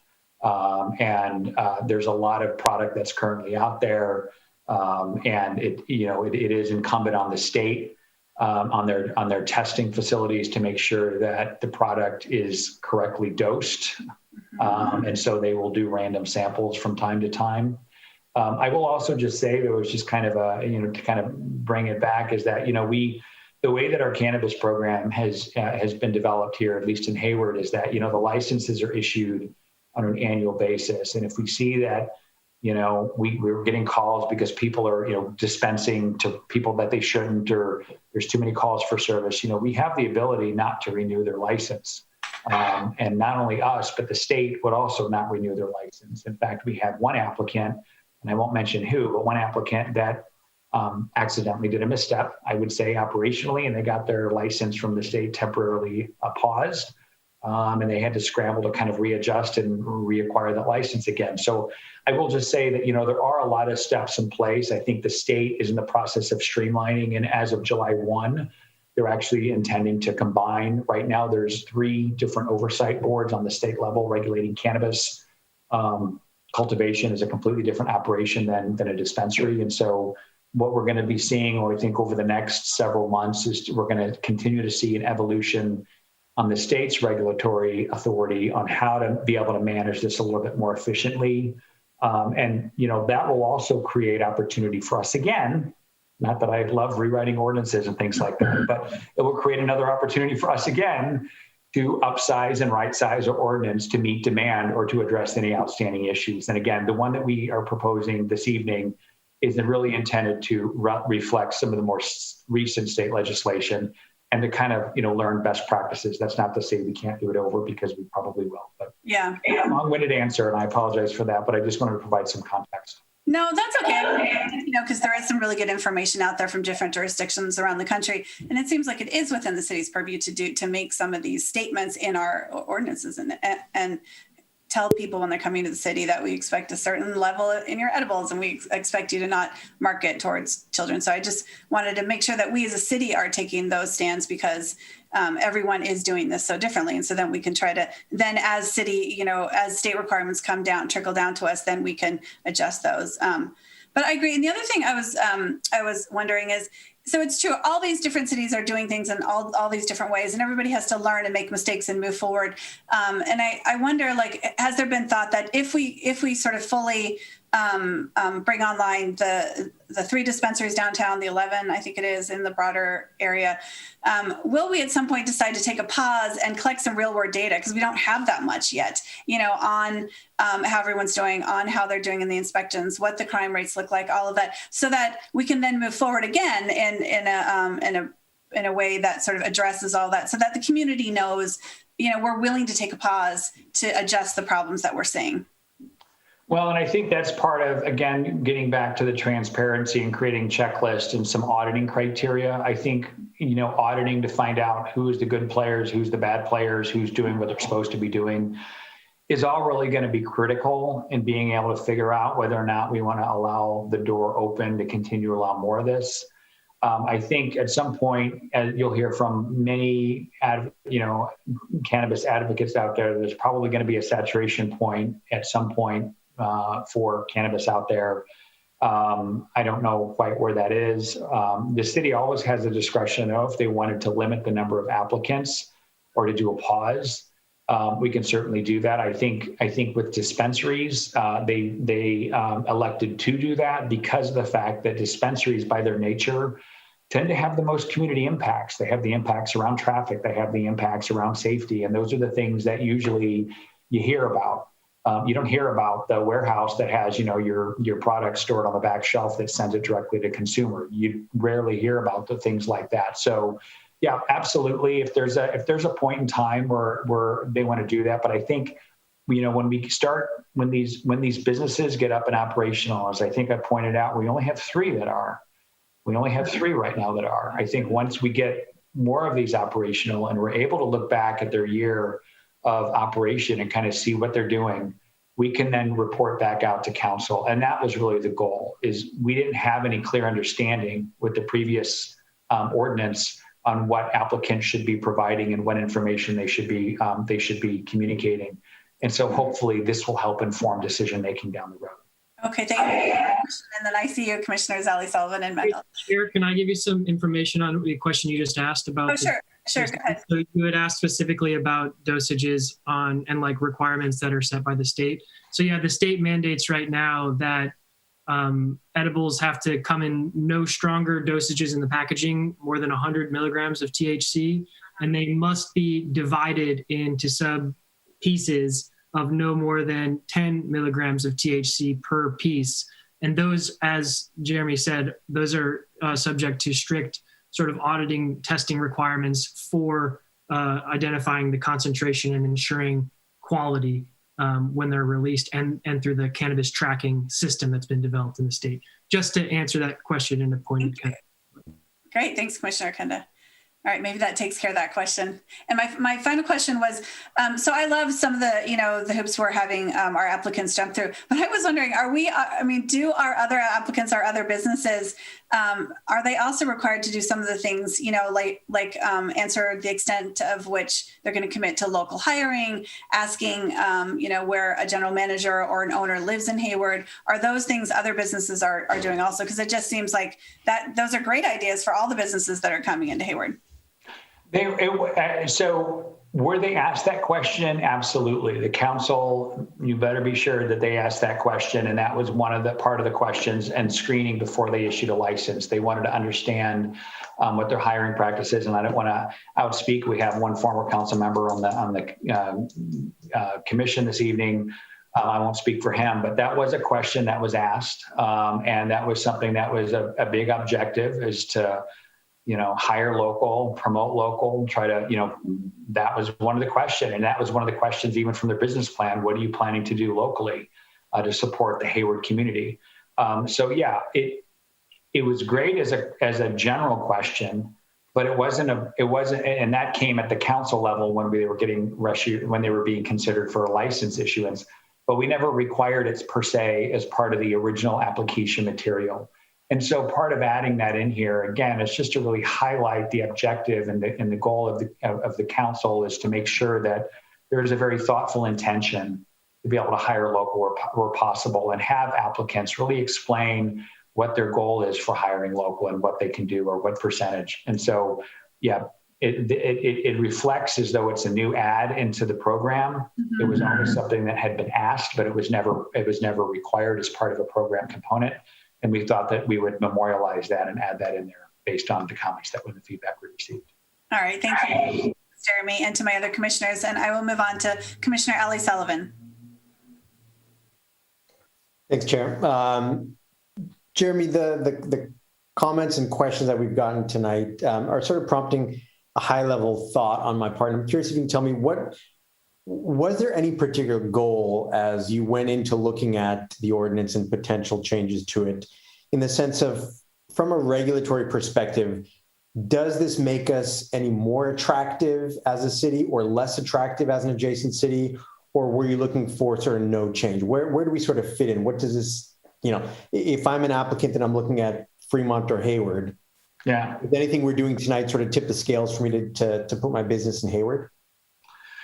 It's an interesting question. We reached out to stakeholders when we released kind of the new updated process, and we got really good feedback.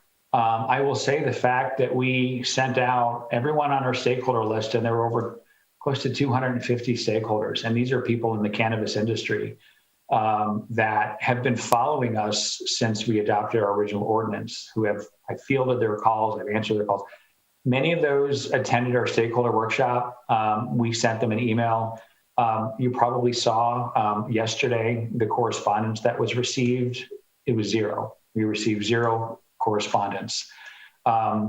We've tried to be, to the best that we can, community partners. We understand the goal of the city, of our community. We understand we want operators to operate in a safe mechanism. We want them to operate in a safe manner. We want them to preserve neighborhood characteristics. But we also reached out, and part of this early stakeholder outreach was to find out what were the problems that these applicants were finding specifically in Hayward, because we don't want to repeat that same problem. And we don't want them waiting 3 years to open up business that we thought we were going to get open 2 years ago. And so part of the improvements that you're seeing here is adding frequency, which is something that many applicants like. They no longer have to rush out and wait for the next RFP that happens once every 3 years, but they know that if they miss this window of opportunity, there may be another window 6 months down the road. So having that predictability provides a lot of assurance. I won't speak for them. You have some applicants or you may have some members of the public that want to speak tonight. But we've tried to really respond to what we heard and trying to streamline that process to make it easier. Not necessarily the regulations that we're proposing are very similar to other cities, and they're very similar to what the state. So from a regulatory standpoint, but what we're trying to do is we're trying to streamline the process, and process is money. And so we're trying to help them with that. Thanks, Chair. Thanks. Commissioner Mendel. Thank you. So one clarification, because this has come up before, and I think people sometimes mishear this, not the folks on this call, but maybe those listening. Jeremy, what is the hard and fast limit in the ordinance on the number of dispensaries that are allowed in Hayward? 3. That is the case currently. That is the case in what is proposed tonight as well, yes? Correct. So there cannot be more than 3 dispensaries now, and there cannot be under what's proposed. So important thing for us to be clear on. Like I said, I know sometimes there are folks out in the public who miss that particular point, and they're afraid there's going to be 20 or 30 of these dispensaries all over the place, and that is most definitely not the case. And then following up on the question about the pauses and the value of that. I wonder if, Jeremy, if you would agree that there have been a number of pauses in the existing ordinance in effect, right? There was the limit on the number of dispensaries is a form of a pause. The single round of applications that was accepted, and then an analysis that took a year, and several were approved, and then we started approving them, and the businesses start opening, and we still haven't accepted a second round of applications. That could be considered a pause. There was like a round of 1B applications that were considered, and then yet again another pause. And I look at what staff is proposing, and it seems to me that the pauses aren't being eliminated. They were there before, they're there going forward, but that there are going to be more frequent opportunities for a pause and a chance to revisit. In effect, every 6 months when you have a new application period is an opportunity for the city to consider a pause or to slow down or to accelerate. Do you agree with that? Is that the way staff is thinking of it as well?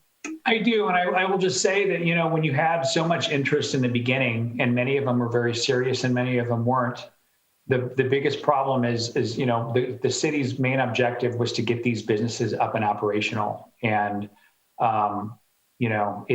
we kept, we did what we thought we needed to do for a brand new emerging industry in order to maintain a safe program. So I don't regret what we did. I think we developed what we knew at the time and based on the feedback and the policy direction we got from council. So I think we did what we thought would be the good thing, but like anything, to not go back and to kind of listen to those that had to go through that and glean their perspective and also figure out ways to make it better. I think that was really the goal with all of this. Not to say that it's perfect, but I think again, we're trying to again foster an opportunity here to really meet the city's objective and capture again a lot of an emerging industry. And if council wants to pause, and we did ask that question back in December, are there caps? Do they want to cap land uses, certain land uses now, or do they want to unleash the cap on other land uses? And we got that direction. So we are at each of these times, and we're bringing forward the discussion on cannabis, we are creating opportunities for that direction to be provided. And we certainly will respond. And that's a policy direction. It doesn't have anything to do with the ordinance necessarily, but if council doesn't want to issue any more permits, they don't have to issue any more permits. So we can continue to follow that lead. Okay. Well, I thank you. I really appreciate staff's perspective on that. I'll have more to say on it, but I'll save that for the comments. Thank you, Chair.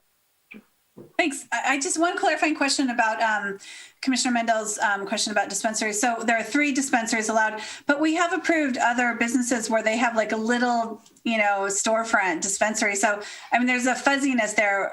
What about those kind of businesses? So those are micro businesses, and those were allowed previously, and we're proposing to continue to allow them. There are size limitations, though. There are size limitations that we are proposing to maintain in there for storefront, and these would be no more than 10% of the floor area of the micro business floor area.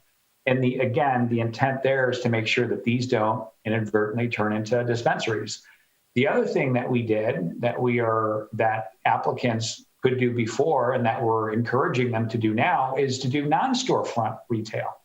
Non-storefront retail does not require a dispensary permit. Those are things that only require a delivery license. And that allows a business like Amazon to allow customers to purchase something online and have their product delivered very discreetly directly to their house. And so those are businesses that there's no cap on that, but they're also not the same kind of impacts that you would have with a typical dispensary. And so, there are other opportunities to be able to allow sales and to recapture sales and do it in a way that does not, result in 20 or 30 dispensaries opening up in our community. And you'll probably hear from many advocates that Hayward, with only 3 dispensaries, is underserving the population. In fact, I've heard from several people that says that cities of our size should have 2 or 3 times as many dispensaries. And we're not proposing to do that. Yeah, you're right. I've seen on average something like 14 dispensaries per 100,000 people in different cities. And so you're right, we're nowhere near that. But I just to clarify, because you're right. So I know the micro businesses have the small storefront, but I'm not sure I understand the difference between a 10 square foot storefront. It'll just have a longer line outside than inside. I'm wondering what the difference is. I mean, it seems like to me it's just a mini dispensary. I don't know that I have a problem with it. I'm just wondering what that difference would be. I mean, they're still dispensing marijuana to their customers that walk in the door, right? Well, yeah. And the previous iteration that we had, the previous discussion was we had a prohibition on the kind of product that can be sold. So you could only sell the product that was actually manufactured on site or cultivated on site. So, that was the previous iteration. With this update, we're proposing to eliminate that because we heard from several council members to provide some more flexibility with products that are being sold. We had some distributors that are also micro business that didn't manufacture the product here, but as part of their company, they manufactured product in Fremont or something, and they wanted to have the ability to sell their product with their their micro business in Hayward. They wanted to be able to sell it here. And so we're proposing to allow a little bit more flexibility. But again, having some sort of control over the size of the operation, I think will ultimately allow this to not turn into more dispensaries. Okay. That's for that, Jeremy. And let's move to the public comment. I know I apologize People are waiting to make comments on this. So Mary, do we have people waiting to speak tonight? We have no hands raised at this time. Give them a moment now that okay, we do have one speaker. Our first speaker is Hector. Please unmute yourself.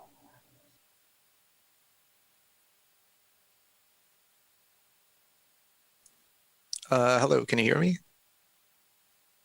Okay, so I just had a question regarding the micro business retail storefront. So the way that it's sounding proposed with that new limit, or I guess you can say that restriction being lifted, that now other products can be sold, how is that any different than a retail storefront?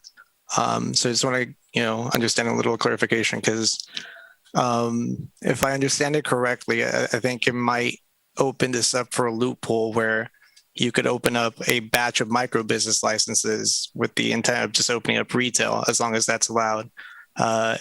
Given, let's say, if micro businesses are not capped, I know the retail per staff direction currently is capped at 3, and to my understanding, that was what they wanted to do going forward. But I just want to, I guess, get a little bit of understanding if the process going forward for Hayward is going to be that storefront retail for micro businesses will be uncapped, or if there are plans to be a cap on that sort of thing. And if there is going to be any more differential besides just a size limitation on that. Thank you. Jeremy, do you want to answer that question for him? Yeah, so we originally proposed to maintain the kind of product that can be sold for micro businesses. If council wants to maintain that, we can add that language back in, because that was carryover. We did think, though, that the size limitation should be maintained. The size limitation, so micro business allows you to do retail. You can do storefront or you can do non-storefront. If you choose to do non-storefront retail, there is no cap in the size of retail. That basically functions like a warehouse where you're selling product like Amazon and you're delivering to the customer. The only size limitation is if you're proposing to do a storefront, a small ancillary storefront, and it needs to be ancillary to the size of the business. So micro businesses, by definition, have a size limit for the amount of canopy area. 10,000 square foot is maximum, and they're also required to do other cannabis activities. They need to do 3 of those 4 activities. And so one of the, again, part of the feedback that we received from council is trying to create a little bit more flexibility to allow micro businesses to be able to maintain and be successful. If the council wants to limit the number of micro businesses because they see a proliferation that many people are opening up storefronts, they can certainly do that. The way that we have micro businesses currently is that they would be reviewed and approved with a conditional use permit, which would come before the Planning Commission. But council could also review it and put some specific stipulations on that kind of activity if they would like. So there is still a check and balance, if you will, related to cannabis micro businesses. Thank you. I think it pretty much answers my questions. I think besides that, everything else from the program looks pretty good. I'm looking forward to the new application cycles and seeing what new applicants come to Hayward. Thank you, Hector. Let's see, Mary, do we have any? I don't see anyone else's hand raised. Did anyone else from the public want to chime in? Please raise your hand. No further speakers at this time, Chair. Thank you, Mary. Okay. Okay, let us move on to Commissioner discussion. Commissioner Mendel, I see your hand up first. Yeah, thank you, Chair. So a few comments, little ones first. Jeremy, I like the new updated public outreach section. That's a good job there summarizing the various outreach performed by staff. That looked like sort of our standard outreach, which we don't always provide as much detail as that, but I think it's good to share that so that everyone knows how much work staff is doing to spread the word at every step of the way. So thank you for that change. Attachment 4, the land use table and the maps, that was really helpful. It was super clear, super easy to understand. And so thank you for taking the time you and your team to take the time to put that together. Really helpful. Obviously want to make sure that council sees that as well. So I was on council when we started down this path, helped to craft the, I think it was Measure E, the cannabis taxation measure back before Prop 64 or 65 passed statewide legalizing this. Obviously, it was on council when we did the previous, ordinance and all that stuff. So I feel like I've been doing this for a long time. And I want to start by saying that I really appreciate that the changes that staff has brought forward are really aligned with the direction that council provided at the last work session. And that can be really difficult. When you got 7 different people talking about what they want to talk about, it's sometimes difficult to coalesce that into a clear set of, a clear understanding of what council's asking for. I think you did it. And that's really fantastic. I think this is very likely to meet with, strong general support from council. A few specifics. Allowing the dispensaries in the industrial area is very good. I think that's a good change, one that I advocated before, and I'm glad is in there. Preserving the limit of 3 dispensaries for now is good. I think, at some point we might want to look at whether, we want to allow more, perhaps, not, a lot, but a few more. Maybe that time is now. Personally, I'm okay keeping it here. We just have 1 open so far. And as I think it was the gentleman from the police department was saying, we're sort of learning as we're going, and giving us time to do that learning before we open up too many. That's a good idea, especially with the dispensaries. That's the controversial one. I don't remember anybody, expressing concerns about the grow businesses and the test businesses and those. It was always the dispensaries. And so for us to be overly cautious, perhaps, I think is appropriate. The twice annual application process is really a nice improvement. I'm thrilled that we're going to be able to allow 2 cycles per year. This really helps to normalize the process from a staff perspective, so they're not coming in these huge, scrums of 50 applications once every 2 years and just, overwhelming staff. Plus, it's super responsive to the applicants who've just been begging us to be able to apply more frequently on a more regular basis. So that is fantastic. The community benefit becoming optional is good. That's something that council really wanted to be mandatory in the beginning. And I'll speak for myself.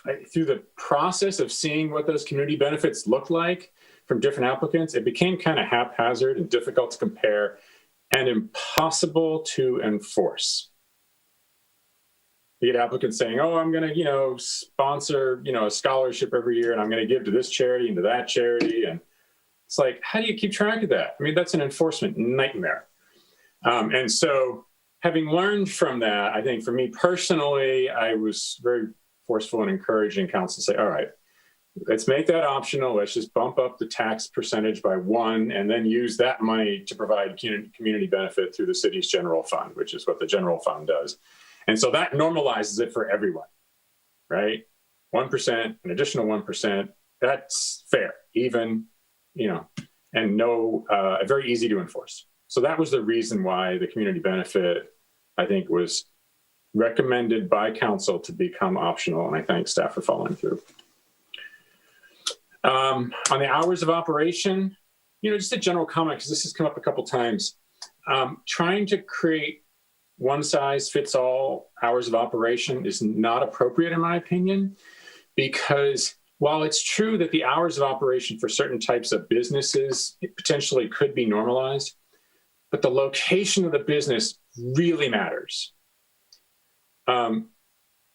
Imagine a dispensary on B Street, across the street from an apartment building where people live. There are certain hours that you would not want that kind of a business to be open because there's people living next door or, on the floor above. Whereas a dispensary in the industrial area that is abandoned at night, you might have different restrictions that you want to place on that for a whole different set of reasons. And trying to say that, we should put in the ordinance the hours of operation limits is not, it ties our hands in a way that is not beneficial, in my opinion. We don't do that, as far as I'm aware of, for any business types. And I don't think we want to single out cannabis businesses for that sort of a one-size-fits-all solution. And then the one piece of the staff recommendation I don't like, or that I disagree with, is the one that was touched on at the end there in the questions, and that's the loosening of restrictions on the micro business. The concept behind a micro business, as I understood it and as I have supported it all along, is that it's a small business, you know, one or two people, a mom and pop kind of shop where they grow their own product and they want to be able to sell it on their own. And so, you know, you got 5,000 square feet of grow space, and then you can have a little tiny counter at the front where they sell their product that they generated on site. That allows someone to create a small business, a micro business. And I'm okay with that. That is not a dispensary. It's not the same thing. But the change that's being proposed in the staff recommendation would create, in my opinion, and as I think Chair Roche was sort of hinting at, would create little mini dispensaries in these micro businesses, and maybe even not so many. You know, the example that you gave, Jeremy, you know, what if we have a manufacturer that has multiple grow operations in different cities and wants to be able to bring product from their other sites that are all under the same company and sell it in their micro business dispensary. That's not a micro business. That's not a mom and pop shop. That's a major manufacturing and distribution operation. And that should not have a micro business license, in my opinion. And we should definitely not be making it easier for a business like that to bring in product from 50 other cities and 50 other sites and sell it there just because they happen to be owned by one mega corporation. Now, I know that's not what staff's intent is, but I think that staff is probably inadvertently opening the door to that. And I think we need to roll back that one piece. Everything else I like. Everything else is good. I don't have any other changes that I feel need to be made. I look forward to hearing what others suggest. But I do hope that the motion will incorporate a rollback of that one change, the change to the micro business license to loosen up the restrictions on product sale. Okay, thanks. I look forward to hearing everybody else. Thanks, Commissioner Mendel. Commissioner Okenda. Thanks, Chair. I always appreciate hearing Commissioner Mendel's comments. All the good things that Commissioner Mendel said, I want to second on those. You make me not have to say them all, so I can just get right to the meat and potatoes of my comment. I do want to say just really quickly, I support Commissioner Mendel's interpretation of the micro business dilemma or question in this situation. And I also would be in favor, I just wanted to kind of share with the rest of the commissioners, I would also be in favor of finding a way to roll that back in the motion. Having said all that, I do want to talk about the background check part. So I've done a lot of research on this, and I want to be very explicit with the public and my fellow commissioners why I feel so strongly about this issue.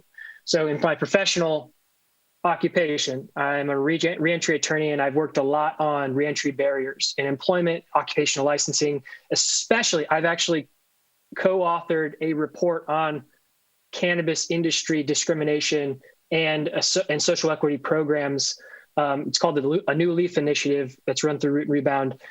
We've published this report working in tandem with cannabis industry to talk about the best practices, discuss the law. Basically, it's a self-help guide that allows people who are applying through situations just like this to cities just like ours to be able to have access when they've been targeted previously for the harms of the war on drugs and the criminalization of cannabis, as has historically been true. I raise that because a big component of that work and research that we've done related to background checks and this duplicative issue of cities and the state requiring separate background checks that create this kind of dualistic approach where the decisions that are made for rejection at the local permit level and the state license level can be in conflict. And that just creates an additional bureaucratic barrier that I think puts an applicant in a kind of twilight zone. Let me describe, let me give it a little bit of more context here. So the state has its own licensing process that every applicant has to apply for, regardless of what happens at the local level. Typically, part of that process includes getting local approval in some form or another.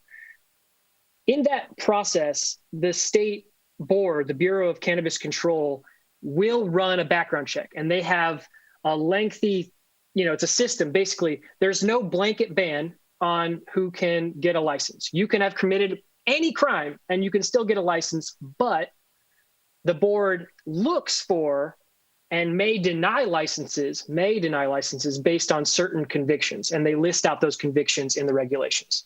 And that's what in the proposed text that the staff has, it actually cites to the proper regulations. It's the Bureau of Cannabis Control Code of Regulations, Article 3, Section 5017 and 5018. And there's some other provisions around that are relevant, but those are the core ones. Thank you for indulging me on this. I'm getting to so the point here is that if you're going through this process on the state level, the state then has this discretion whether or not to accept your license and approve you for a license or not. And they can go through this criteria that they consider. And there's 9 factors of the criteria. They all are evaluating the type of conviction, the severity, the time of it, how related is it to the operation of the business. Most importantly, the state looks at violent offenses, serious felony offenses, and crimes of dishonesty. I mentioned this in the question.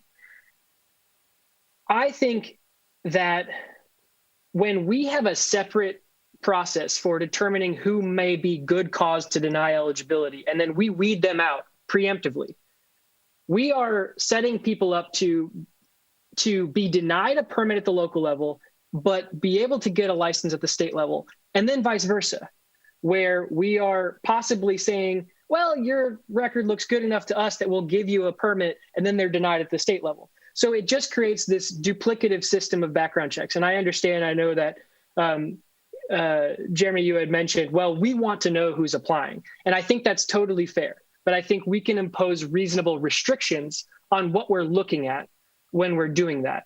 And so what I would like to propose, whenever the motion comes up, and I hope that you all please consider this and debate me if you disagree. I want to hear, because I think this is a really important point. I think we should, and I have written up proposed language to discuss. I can share it. It's, it's not like it's just 3 lines or three sort of paragraphs, very short. The real change is just that I think is essentially this: the city should not be able to discriminate against permit applicants for their substance abuse treatment history. I think we should be explicit about that. Or any felony conviction unrelated to honesty offenses, fraud, deceit, embezzlement. That's it. There are so many other convictions that are adjacent to cannabis arrests and convictions that include gun charges or other issues of enhancements, gang enhancements, being tied to the cartel. There's a whole issue around the inaccuracies of those kinds of law enforcement reporting lists and systems. And so I bring this up because I think that there's a reasonable middle ground here where we can still have background checks, but limit them to the things that we care most about. And those are really like financial crimes of dishonesty, where we want applicants to be able to run the business, to follow our laws, and to, dispense or create quality products. And everything else is kind of tangential and irrelevant in relation to the operation of the business. They've committed a violent crime in the past. Why does that matter? They're running a business now, and past is the past. So I would like to, encourage folks to please, feel free to debate, feel free to, speak up, but I have specific language for the time when the motion's made.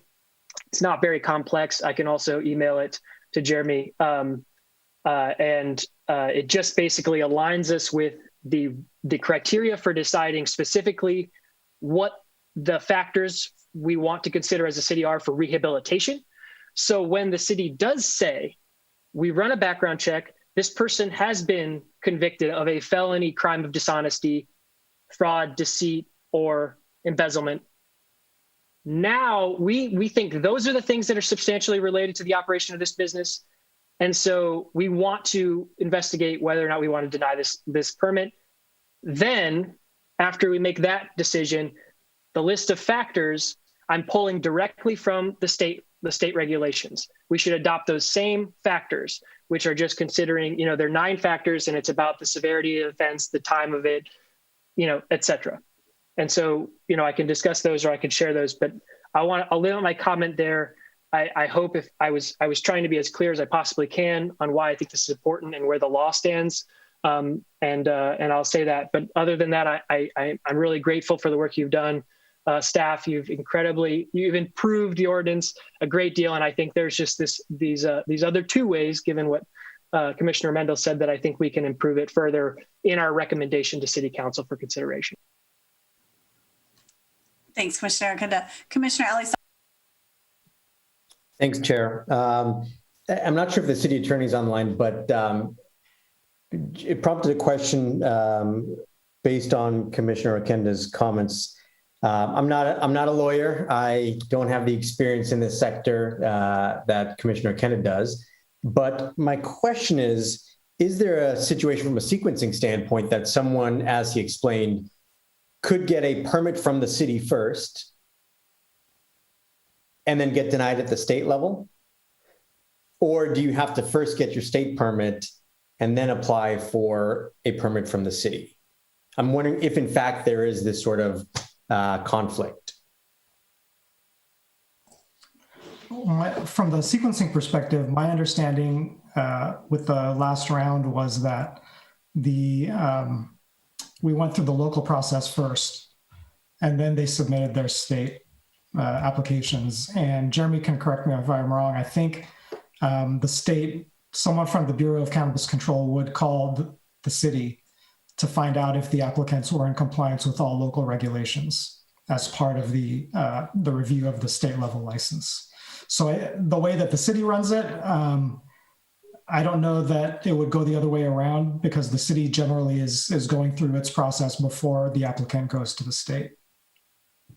Okay, and so if the city perhaps denied an application based on that background check, the applicant could theoretically still go to the state and apply for a state permit that would theoretically be able to be applied in another city that had a cannabis ordinance?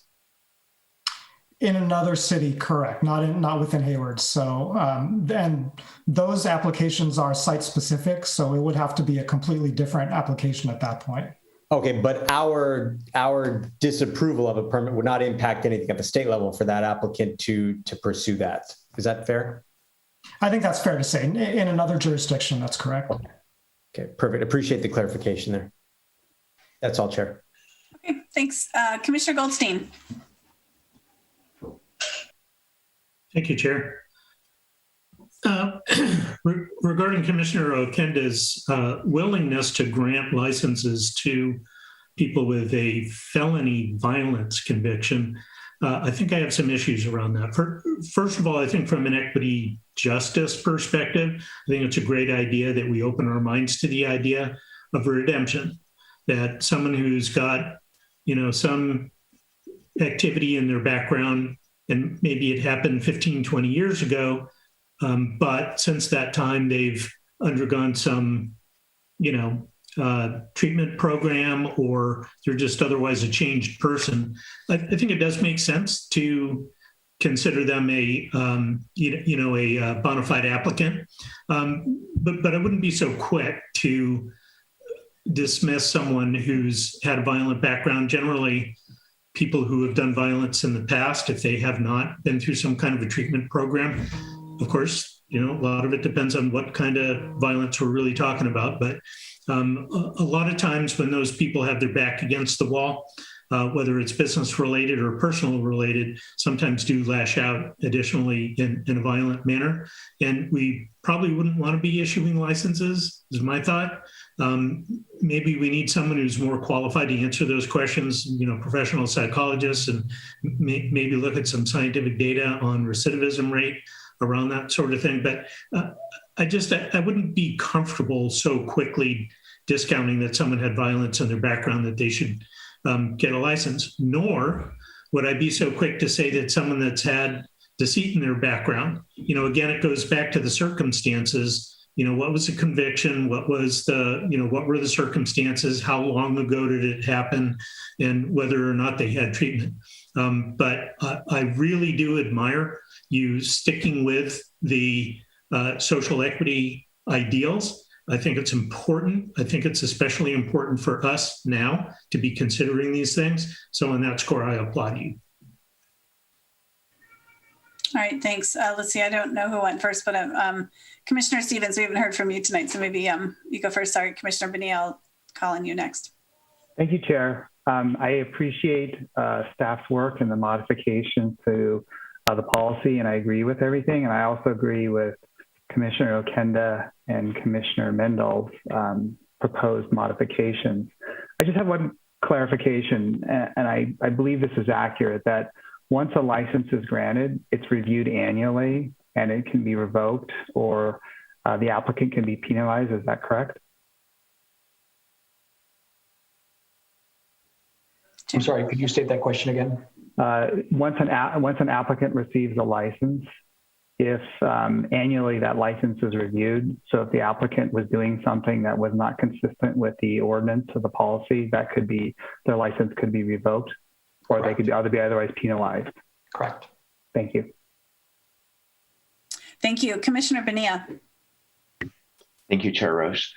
I also agree with my fellow commissioners. I think that this was a very comprehensive proposal that came in front of us tonight. I think it's really good work. It's timely, it's relevant, and I think it's responsive to what our community is requiring and what these businesses need in order to lower the barriers for them to be more prosperous in their journey to be operational, and then in their journey in running their business. I also agree with Commissioner Mendel's modifications and Commissioner Okenda. I could not agree more with what you said, Commissioner Okenda, and you were so eloquent about saying it. I don't think I need to say anything more, but very good points. I'm happy you brought those up, and I'm fully supportive of it. Thank you, Chair Roche. Thank you, Commissioner Bonilla. Commissioner Ali Sullivan, and then I see you want to chime back in, Commissioner Okenda, but let's hear from Commissioner Ali Sullivan, and we'll go from there. Yeah, just to comment based on the commentary here. Yeah, I guess the way I'm thinking about it, Commissioner Goldstein, I certainly hear your concerns around, potentially granting applications to folks with perhaps concerning backgrounds. The way I'm sort of thinking about this, though, is if the individual has paid their debt to society, it's up to the general public to determine where they're going to frequent, so what store they're going to go to. And if the applicant has otherwise met the criteria and can open a business, I don't necessarily see a previous criminal record to be a reason not allowing them to operate the business. And so I'm inclined to support Commissioner Okenda's idea. I'd like to hear it fleshed out a little bit further. And then I guess for Commissioner Mendel, it'd be helpful if you can explain exactly what you were looking at tweaking in which document, sort of what section, just so I can take a peek at it, because it sounds appropriate, but I wanted to just understand exactly what we're talking about at the right opportunity. Do you mean on the micro businesses? Correct. Yeah, correct. Commissioner Mendel, do you want to just clarify that really quick? Well, I don't have the exact section. So there is a definition. I'm going to really rely on Jeremy here. Maybe you can guide us towards it. So there's a section in the ordinance that defines micro businesses, I'm assuming, and there's a change to that section that would allow or loosen up the restriction on selling products from other sites, so long as they're operated by that same business. And it's that change that I want to roll back. And so perhaps you can cite the chapter and verse for me. If not, I will find it before the end of the night. Had all this time. All right. Okay. So Jeremy, do you want to clarify that? Yeah. Let me find it here. Give me 1 second. Sure. Do you want me to keep the discussion going? Okay. I just wanted to chime in before we go back to Commissioner Okenda.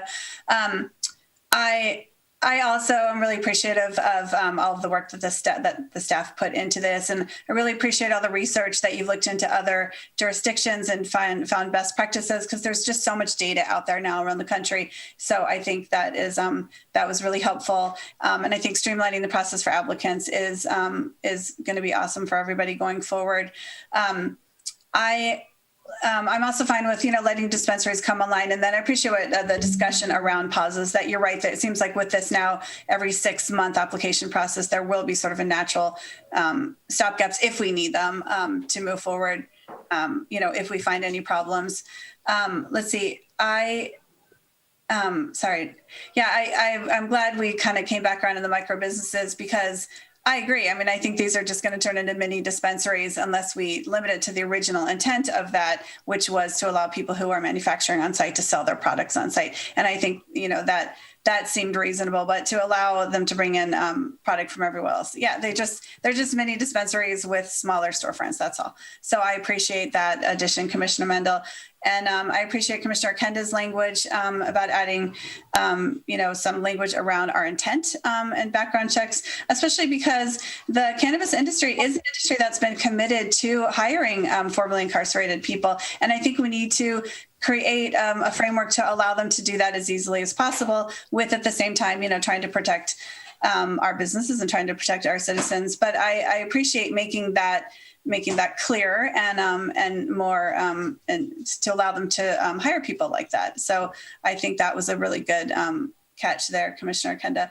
I'm still interested in adding a little bit of language under the packaging section that would, specifically say what our intent is there and what we might be looking for. But I'll hear what the motions are, what kind of motions people want to make, because I like to make that strong statement because of the fact that we have made this all-out ban in the city to keep kids from getting access to flavored tobacco. So I just kind of want to make sure we're staying in line on that one. Okay, I think that's all I wanted to say, and I'm going to go back to Commissioner Kenda now. Thank you, Chair. And also I appreciate the commentary from my fellow commissioners here. I wanted to, something I might have started with here. I want to include a bit of background for where this idea is coming from. My personal professional sort of expertise and opinion is that there should be no background checks for the city, but that's not where I'm getting this particular proposal. I'm actually pulling this proposal from the Minority Cannabis Business Association, which is an association focused on social equity programming and developing the best practices. And this is part of one of their model ordinance provisions. They tend to, for some of the reasons why Jeremy had spoke about why some of the applicants would want there to be some background check components to the process, the Minority Cannabis Business Association has landed on specifically the proposal that I'm bringing up here, and that is ban all background checks except those targeting felony crimes of dishonesty, not even misdemeanor crimes of dishonesty, felony crimes of dishonesty, and still that would not be an automatic ban for your permit. That would just then trigger, those are just the convictions that the city would be allowed to consider for denial. And in that process, then they would have to go through the criteria that is provided by the state code of regulations on whether to decide whether or not that conviction, basically is substantially related to the operation of the business and should warrant denial, should be good cause, which is considering, like, again, the timeline, like when the conviction happened, how serious was it? Like what were the other impacts? Was it dismissed? Was it expunged? Was there a certificate of rehabilitation? Was there a pardon? All those kinds of things. So I just wanted to add that this is really coming from a place where of people in business who are applying for these kinds of permits and licenses. It's not just from an advocacy organization or something like that. All right, thank you. Commissioner Mendel, are you ready to introduce the motion? Is that why your hand is up? No, but I do want to speak. Okay, sure, go ahead then. Yeah, so if you look at the attachment 3, which is the red line version of the ordinance on page 13, at the very top of page 13 of attachment 3, there is it It's in section 10-1.3605E. It's the old clause E. And I think, Jeremy, that restoring that clause achieves the result that I'm seeking. Do you agree? You're looking to basically add the all cannabis and cannabis products for sale must have been cultivated, produced, and manufactured on site. Certainly that sentence, but I would think that it would just be the entire clause. Perhaps not, but it's that last sentence that is the critical one.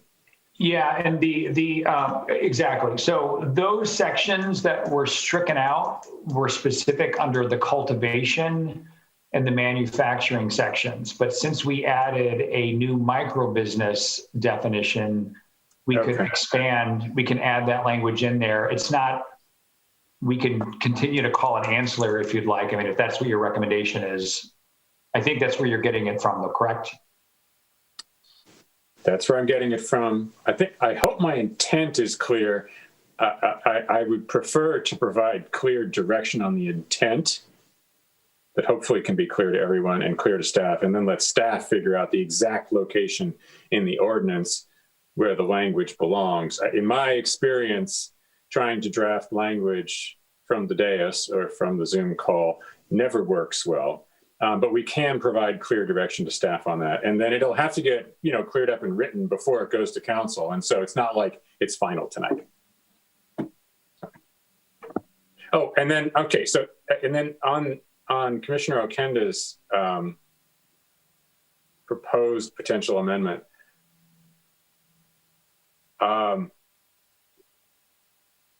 it's really unclear. It's really unclear exactly what language you're proposing. The intent is, at a high level, is kind of clear. And so I think what I would say is that I'm inclined to vote against that change at the moment. However, if the motion, rather than trying to craft the exact language, which you claim to have, which you have, I'm sorry, but none of us have seen, and rather than having you try to read it off and have us all come to agreement on it, if the eventual motion sort of directs staff to re-look at that provision and consider bringing back options that to council with actual language that they can consider when it comes to them, that I could probably be okay with. But trying to draft the exact language right now tonight we're just bound to get it wrong. And I would prefer not to go that path when the motion is made. Thank you, Chair. Thank you.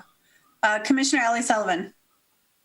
Yeah, thanks, Chair Roche. Actually, and to follow up on your comment around the packaging, it's certainly something that I think makes sense. I would almost go a step further to see beyond just packaging, perhaps how we look at all of the signage and associated materials with the business. And the reason I say this is because there are some companies operating in the city with names that are very confusing, with logos that evoke not something having to do with cannabis and evoke something having to do with treats that my nieces and nephews might like to get. And so, I think that's something that we should be looking at. It's beyond just the packaging of what's sold in the store, how people on the outside are seeing it and what they're seeing, how the store is named, how the store's logos, the signage, all of that associated to not make it attractive to children. All right, thank you, Commissioner Ellie Sullivan. And just to chime in on that, I agree with you. And I think maybe Jeremy did talk to that, the intent of each application review is to look at all that. And I'm not sure, you're right, maybe if we add the language just on the packaging, if that's the right place to do it, but some general wording towards not marketing to kids. Do you want to just answer that, Jeremy, that maybe this isn't the right place to do it? No, that's okay. That was the intent, and that's why we were very specific about name change. I think we all know who we're talking about specifically. It was about name change. It was also about how they're marketing and the branding. And if they submit a marketing and branding and name change, and they decide to do a transfer of ownership, which requires city approval as well, then any change in the name, the branding, or the marketing would also need to be reviewed and approved by the city before it would take effect. So again, the way that it's worded is it's specific, yet it's broad. I mean, one could construe a marketing or branding in a number of ways, but I think the intent here was really to get at what you were referencing, Commissioner Ali Sullivan, which was the change of the name then could potentially give the wrong impression to the wrong people. And that was what I think we heard from council that we didn't want to allow happen. It wasn't necessarily that a transfer of 10% of an ownership is a problem. It's really, well, what does that then mean? What does that, result in? Well, that brings me up to something you said earlier that, we don't get to see the packaging and marketing of the delivery only businesses. So if we put something like this in the ordinance under packaging and labeling, would that include, do they get inspected on the same, at the same level as a dispensary? Like, would we be able to then inspect and make sure they're not marketing to kids online?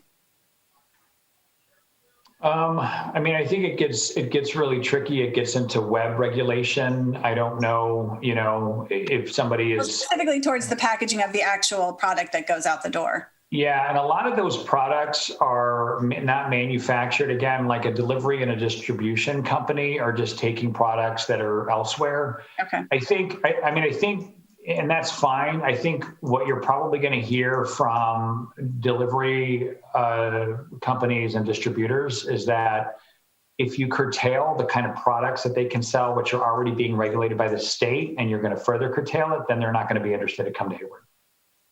There's a trade-off, because if we're now screening the kind of products that can be sold beyond just what the state is regulating, then we're adding another layer of requirement and enforcement that we didn't envision originally. So no, yeah, and I don't want to do that, but I think some language to just let them have notice in Hayward. We don't want any products that look like this, so that if we inspect, we might have a problem with that, because it's not necessarily curtailing what they're going to bring in to dispense, but that's where I'm headed with that. So let me see what kind of other comments people have. Commissioner Bonilla. Chair Rush, I just wanted to follow up on your comment, because I agree with you, but I wanted to make sure that I heard the city attorney clearly earlier. Michael, can you repeat what you had said about our ability to enforce something like, name change or, marketing? Because I thought you said it's really not something that's enforceable because of amendments and protections and other things. Well, I think it would be something that we would take a look at on a case-by-case basis. I mean, it does stray into First Amendment type issues, although regulation of commercial speech is dealt with a little bit differently. So there may be some, and I don't know that I want to be, I can't give any definitive information on it right now, because there are a lot of nuances with the way the government can regulate commercial speech and other types of speech. So I don't want to say that the city has no ability to do it, but it could become very nuanced based on the facts that we're dealing with. Because I love the idea. I'm just wondering if it's enforceable, or like what would be the criteria for making this not, like cookies. I get that point, but kids know, how do you deter, anti-honeys? It's just, I don't know. It's so subjective to make a call and potentially deny a change because of a name, because it's, I just don't know how that criteria would even be set. Do you?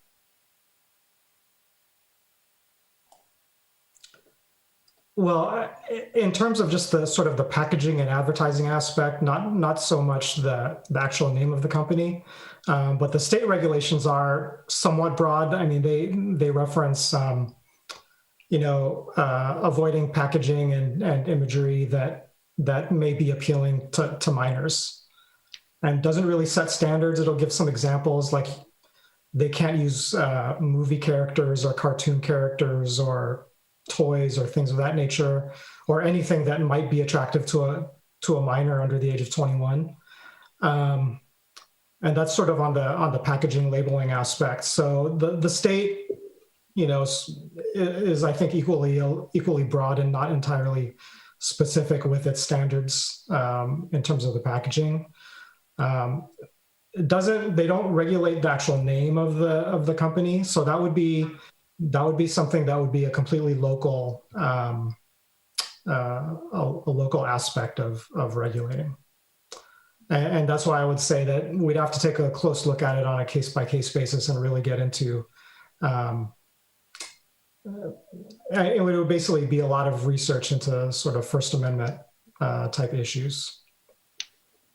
Okay, thank you. All right, Commissioner Mendel?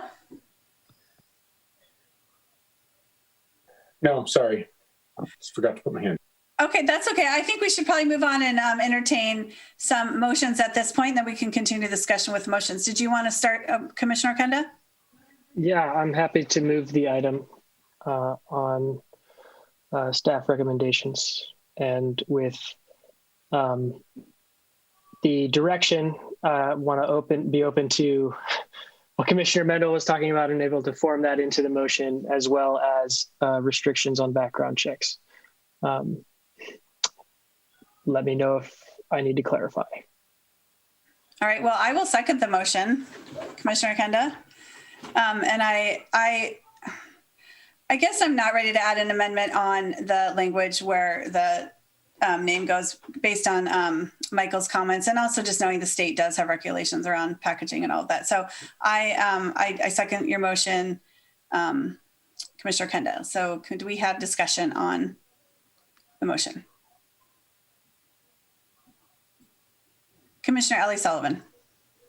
Yeah, for clarity, on Commissioner Kenda's motion around the background checks, is the intent that there would be specific language you're proposing, or is the intent more along the lines of what Commissioner Mendel mentioned, that it would be something that staff looks at and interprets and identifies opportunity for that type of change? What are we exactly talking about? It was very... I left it broad because I wanted to be able to have clarification here and to entertain sort of what direction we want to move on that. So I think I have, like, the language is very short. It's in section 6-14.12. It's on page of attachment 5 of the full packet. They don't have page numbers. Okay. The very beginning of attachment 5, the very beginning of all the red wording. Subsection 2, applicants shall be subject to live scan / background checks. I propose just editing sections A and B, and I have specific language for how to do that. And they're short. It's collectively 2 sentences. All right, Michael, I mean, should we have him read out the language, or do you want to, how should we address this to make this clear for us to be able to take a vote? Well, as Jerry pointed out, this is a recommendation, so this isn't. Yeah, it's just recommending this thing. A direction to staff. If you would like to read your language, and the motion could be just to direct staff to craft language similar, along those lines, that should work. I think that would be ideal. And also, like Commissioner Mendel said, I do want to leave it open for, obviously maybe staff has considerations that would give some options for council to proffer. So that's why I didn't want to just right out the gate with my motion, put in language. I will read the language for the record on my intent on what I'm trying to accomplish with that motion for restrictions on background checks. And again, it's 2 sentences. So that subsection A would be deleted and replaced with the following sentence. Background checks may only be used to check for felony convictions involving dishonesty, including perjury, fraud, deceit, or embezzlement. Section B, which currently reads about evidence of rehabilitation, I would change that to read things we're considering in background checks and to be explicit about what criteria we're relying on in evidence of rehabilitation. So yeah, that's it. Helpful. Just to be clear, I just wanted to clear up on a thing really quick, Ally Sullivan. So we're making a motion for the staff recommendation to look at those restrictions and propose right language that they deem that would be fit and obviously legal for the city of Hayward, that the city council could consider, adopting. That's exactly right. Okay, thank you. Commissioner Ally Sullivan, go ahead now. Yeah, that sounds fair to me. I guess just for clarification though, can you do a background check and only look for the items that you mentioned, Commissioner Okenda, or once you do the background check, you're going to get everything and you'll see that, someone murdered someone robbed someone? No, that's right. You'll get everything in the background check, but this rule would just be saying you cannot consider, you can only consider this narrow sliver of convictions. And that's pretty common practice in this California State Fair Chance Act, in employment and in occupational licensing. This is all standard. This is nothing like totally radical. Perfect. Very helpful. Thank you. Thank you, everyone. Commissioner Mendel. So I'm doing my best to honestly interpret the language here, Commissioner Okenda. And if I'm understanding it, the way that I'm understanding it, an applicant who, let's say they owned a previous cannabis business and one day murdered all their customers because they didn't lie about it, that would be screened out of the background check. Am I understanding this right? Well, I mean, I appreciate big example, but I'm trying to get clarity. I appreciate your thought experiment, but they would probably be serving multiple life sentences. So I doubt that they would be an applicant. So I would challenge the premise of your thought experiment. I'm sorry. If you want, an example that becomes more clear to me, if I may, and this has happened before. And so an example would be something like, somebody is convicted in the prize, say somebody who was convicted of murder and served a 30-year term, and they've been released from prison. That is a possibility. They've done their time, they've been released, and most likely they've already been successfully released from parole. I work with people every day in Coalition who have that exact background. And they can also be people who may be interested in jumping into the cannabis business. I do not think, and I could speak for the people that I work with every day, that background should be considered in that application. I just don't think it's relevant. So yes, that's to pick that example. I think that's right. Well, given your response to my question, I will not be voting for that because I think that's totally, I can't support that. And I think that's overly broad. Your amendment is overly broad. I think the sentiment of it is a good one. But if we're going to be putting in specific language and recommending specific language, then I want to agree with that language, and I don't at the moment. So I'll be voting no if the motion stands. Okay, let's see. I don't see another hand up, but I did want to ask, do we require the same background checks for somebody who wants to open a liquor store? I mean, are they jumping through the same hoops here, Jeremy? Is there the same language for someone coming to open a liquor store? There are some like massage establishments, there's background checks. And I'll just point out and clarify that our existing ordinance requires background checks. It just doesn't have the specific kind of language in reference to the state. So that's the only nuance. But yeah, there are other businesses that we've required background checks for, those that could be potentially sensitive uses or ones that have, more of a propensity to have problems like massage or, sex trafficking and things like that. Okay, thank you.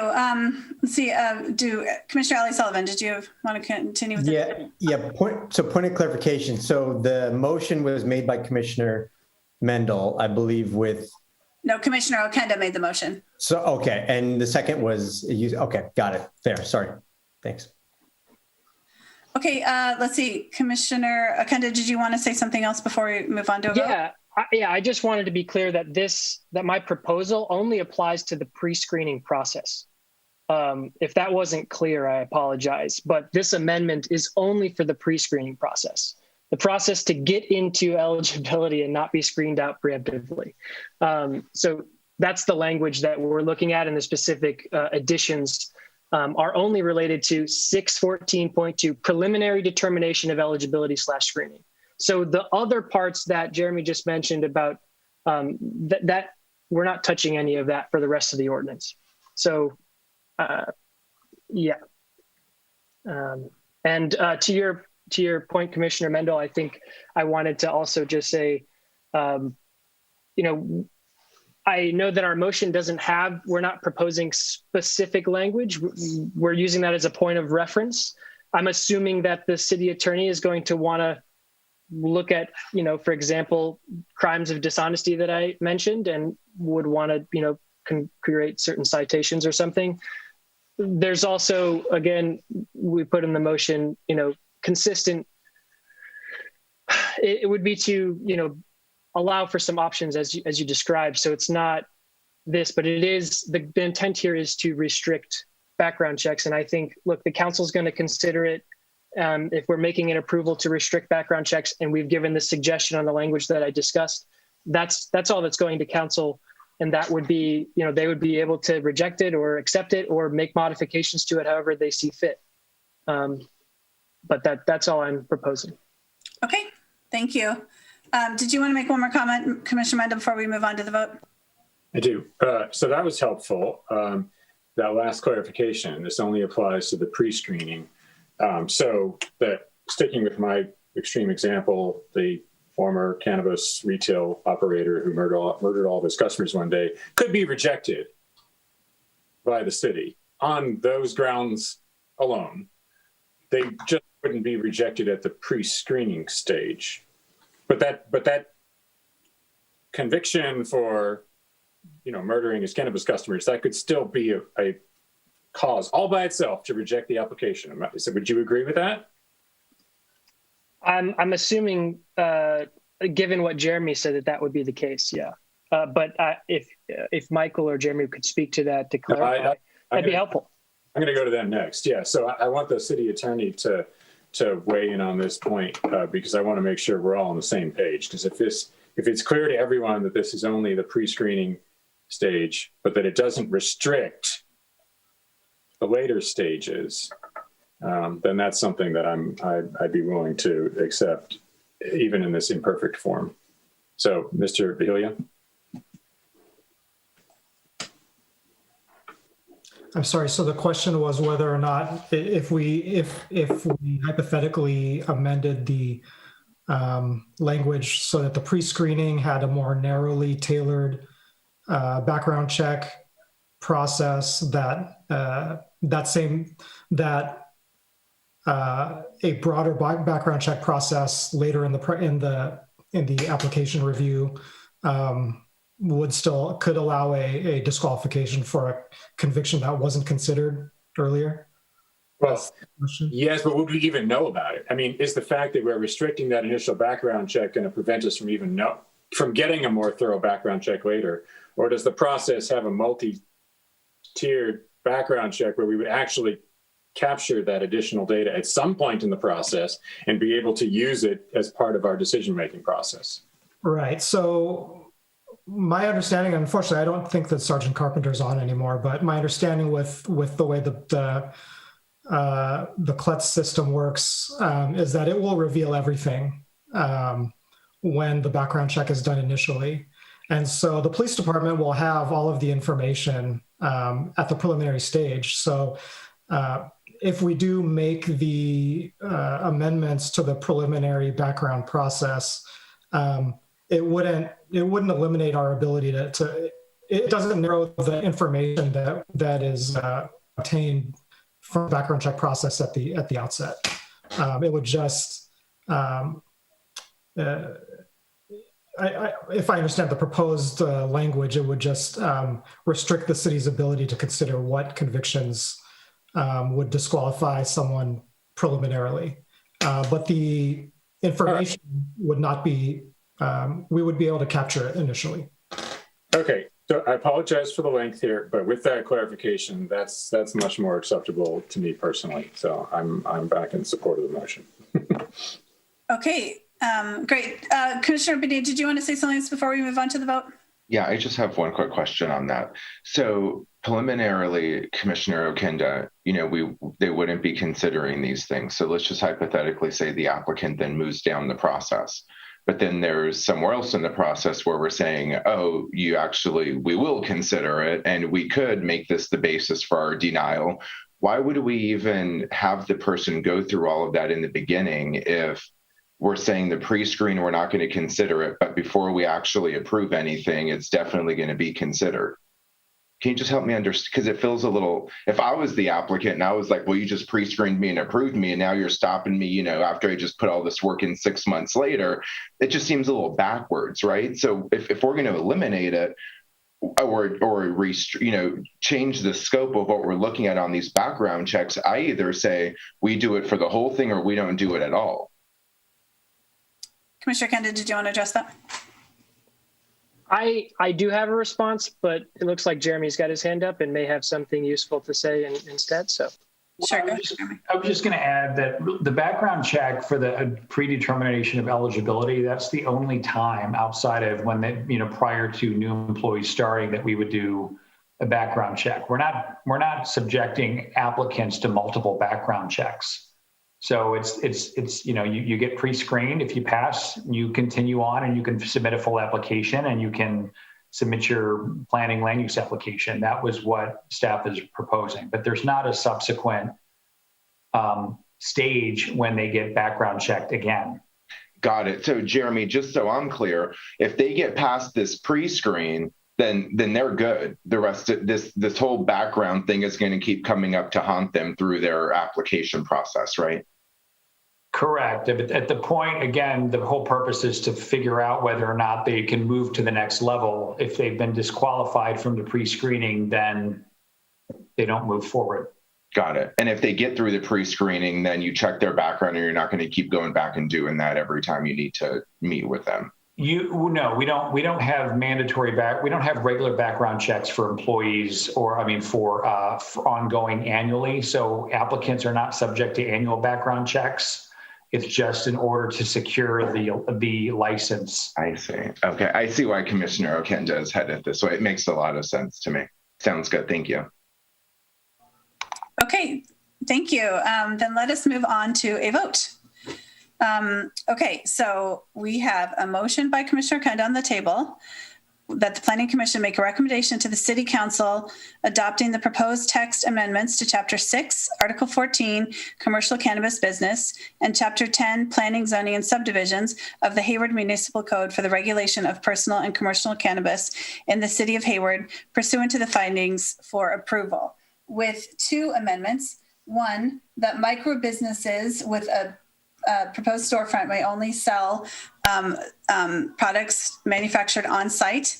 And the second amendment, that we are making a recommendation to the City Council to more narrowly define the background checks for the pre-screening process per the City Attorney's review for consistency and legality. Does that sound good, Commissioner Kenda? Okay, great. Okay. There's a thumbs up. Yes. Great. Mary, can you take a vote for us? Gladly. Commissioner Ali Sullivan? Aye. Commissioner Bonilla? Yes. Commissioner Goldstein? Yes. Commissioner Mendel?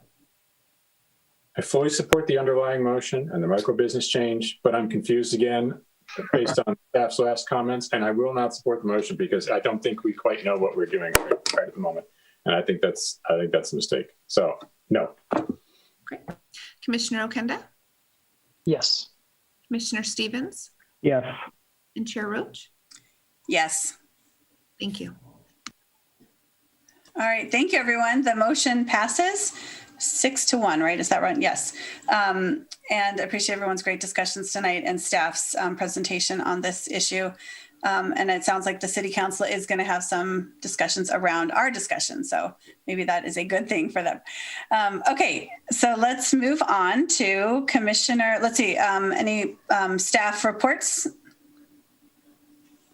Yeah, just a couple of quick items. I wanted to follow up on, I guess the first thing would be about the emails, and just let everybody know that we will be continuing to send out agendas and correspondence using your city-sponsored email and your personal email until official guidance has been provided by the city clerk's office.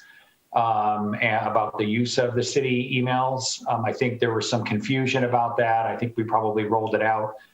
This is the first time that we've done this for the entire commission, for a commission. So there's a little bit of confusion about what gets sent to which email, but just to reassure everyone and apologize that if there was miscommunication, we will plan to continue to send correspondence and agendas to both your personal and your city-sponsored email until an official guidance memo from the city clerk's office can provide some clarity. The other thing I wanted to bring up is as a follow-up to the commission conversation at the last planning commission meeting. And this is in response to some of the concerns that you had related to parking and objective standards and objective criteria. And the desire to direct staff to continue to work on craft a letter. I just wanted to reiterate that we are planning, as many of you may know, we are working on developing a joint meeting between the City Council and the Planning Commission, a work session later this fall, probably in September is kind of the preliminary date that we're looking at right now. And the idea with that is to look at not only the housing element program that we're going to be developing with a racial equity and social equity lens, but the other part of it is going to be development of zoning and some general standards for design guidelines for residential projects. Your concerns about parking can be part of that conversation and will be one of a number of issues that could be discussed at your joint meeting. I know there's been some other concerns about just neighborhood compatibility and massing and sizing and other things like that for homes and things like that. But just wanted to let you know that those conversations are planned to continue and probably will be taking place. And as soon as we have more information on the dates, I will certainly let you know. But just to be a little bit more responsive and let you know that we did hear that and we are planning to come back to a joint session. Thank you, Jeremy. I also, quickly, I realize we don't have approval of the minutes on the agenda. Do we need to do that? The minutes were not ready yet, so that will probably be the next meeting. Great. Thank you, Jeremy. That explains it. Okay. And thank you about the emails. Yeah, because I was so confused and I realized I didn't get it. And it sounds like a few of us didn't receive the email. Okay. Let's see. Commissioner announcements. You muted yourself. Did you call on me? Yes. Commissioner Mendel, go ahead. Yeah, so I just wanted to follow up on Jeremy's comments about the process you described. I think that's fantastic. I know, at the last meeting, we ended up instructing staff to help us craft a letter to the council. This is a superior solution, and I appreciate the follow-up work and the conversations that we had since then to sort of to validate this was, I think, matching what we were asking for, the spirit of it, and then some. So thank you for that. I think this nullifies, in my opinion, the vote we took last time about the letter and all that. There's no longer a need for that if this conversation is already set up to happen. And I just want to thank you and the rest of the staff team for doing that, for coming up with an even better solution than we put forward. Thank you. Great, thank you. Let's see, Commissioner Bonilla. Thank you, Chair Roche. I just wanted to remind the community that our very own council member Andrews has led the organization in partnership with the Hayward Black Business Roundtable, a Juneteenth freedom celebration in our very own downtown Hayward, Saturday, June 19th from 10 to 2. And amazingly, and I want to call her out for it, she organized to have a whole bunch of vaccines brought to the COVID-19 vaccines brought downtown for this event. The first 300 people to be vaccinated will receive a $50 gift card to the farmer's market. I mean, so shout out to Commissioner Andrews for being a leader and a pioneer in this space. And I really encourage the community to join this job wellness and resource fair in downtown Hayward on Saturday, June 19th from 10 to 2. Thank you. Thank you, Commissioner Bonilla. And I just want to add that Commissioner Bonilla helped her get these vaccines available to everyone. So I think there's lots of kudos to go around on this event. Thanks for reminding us of that event, Commissioner Bonilla. Let's see, anyone else? Any other commissioner announcements? No. Okay. Wow, we did it. One agenda item, and we really took we discussed that tonight. I think we did it tonight. So thank you, everyone. And I think that's it. I think we'll go ahead and end the meeting. It is 9:53, and everyone have a good rest of your evening. Good night. The recording has stopped. Good night, everyone.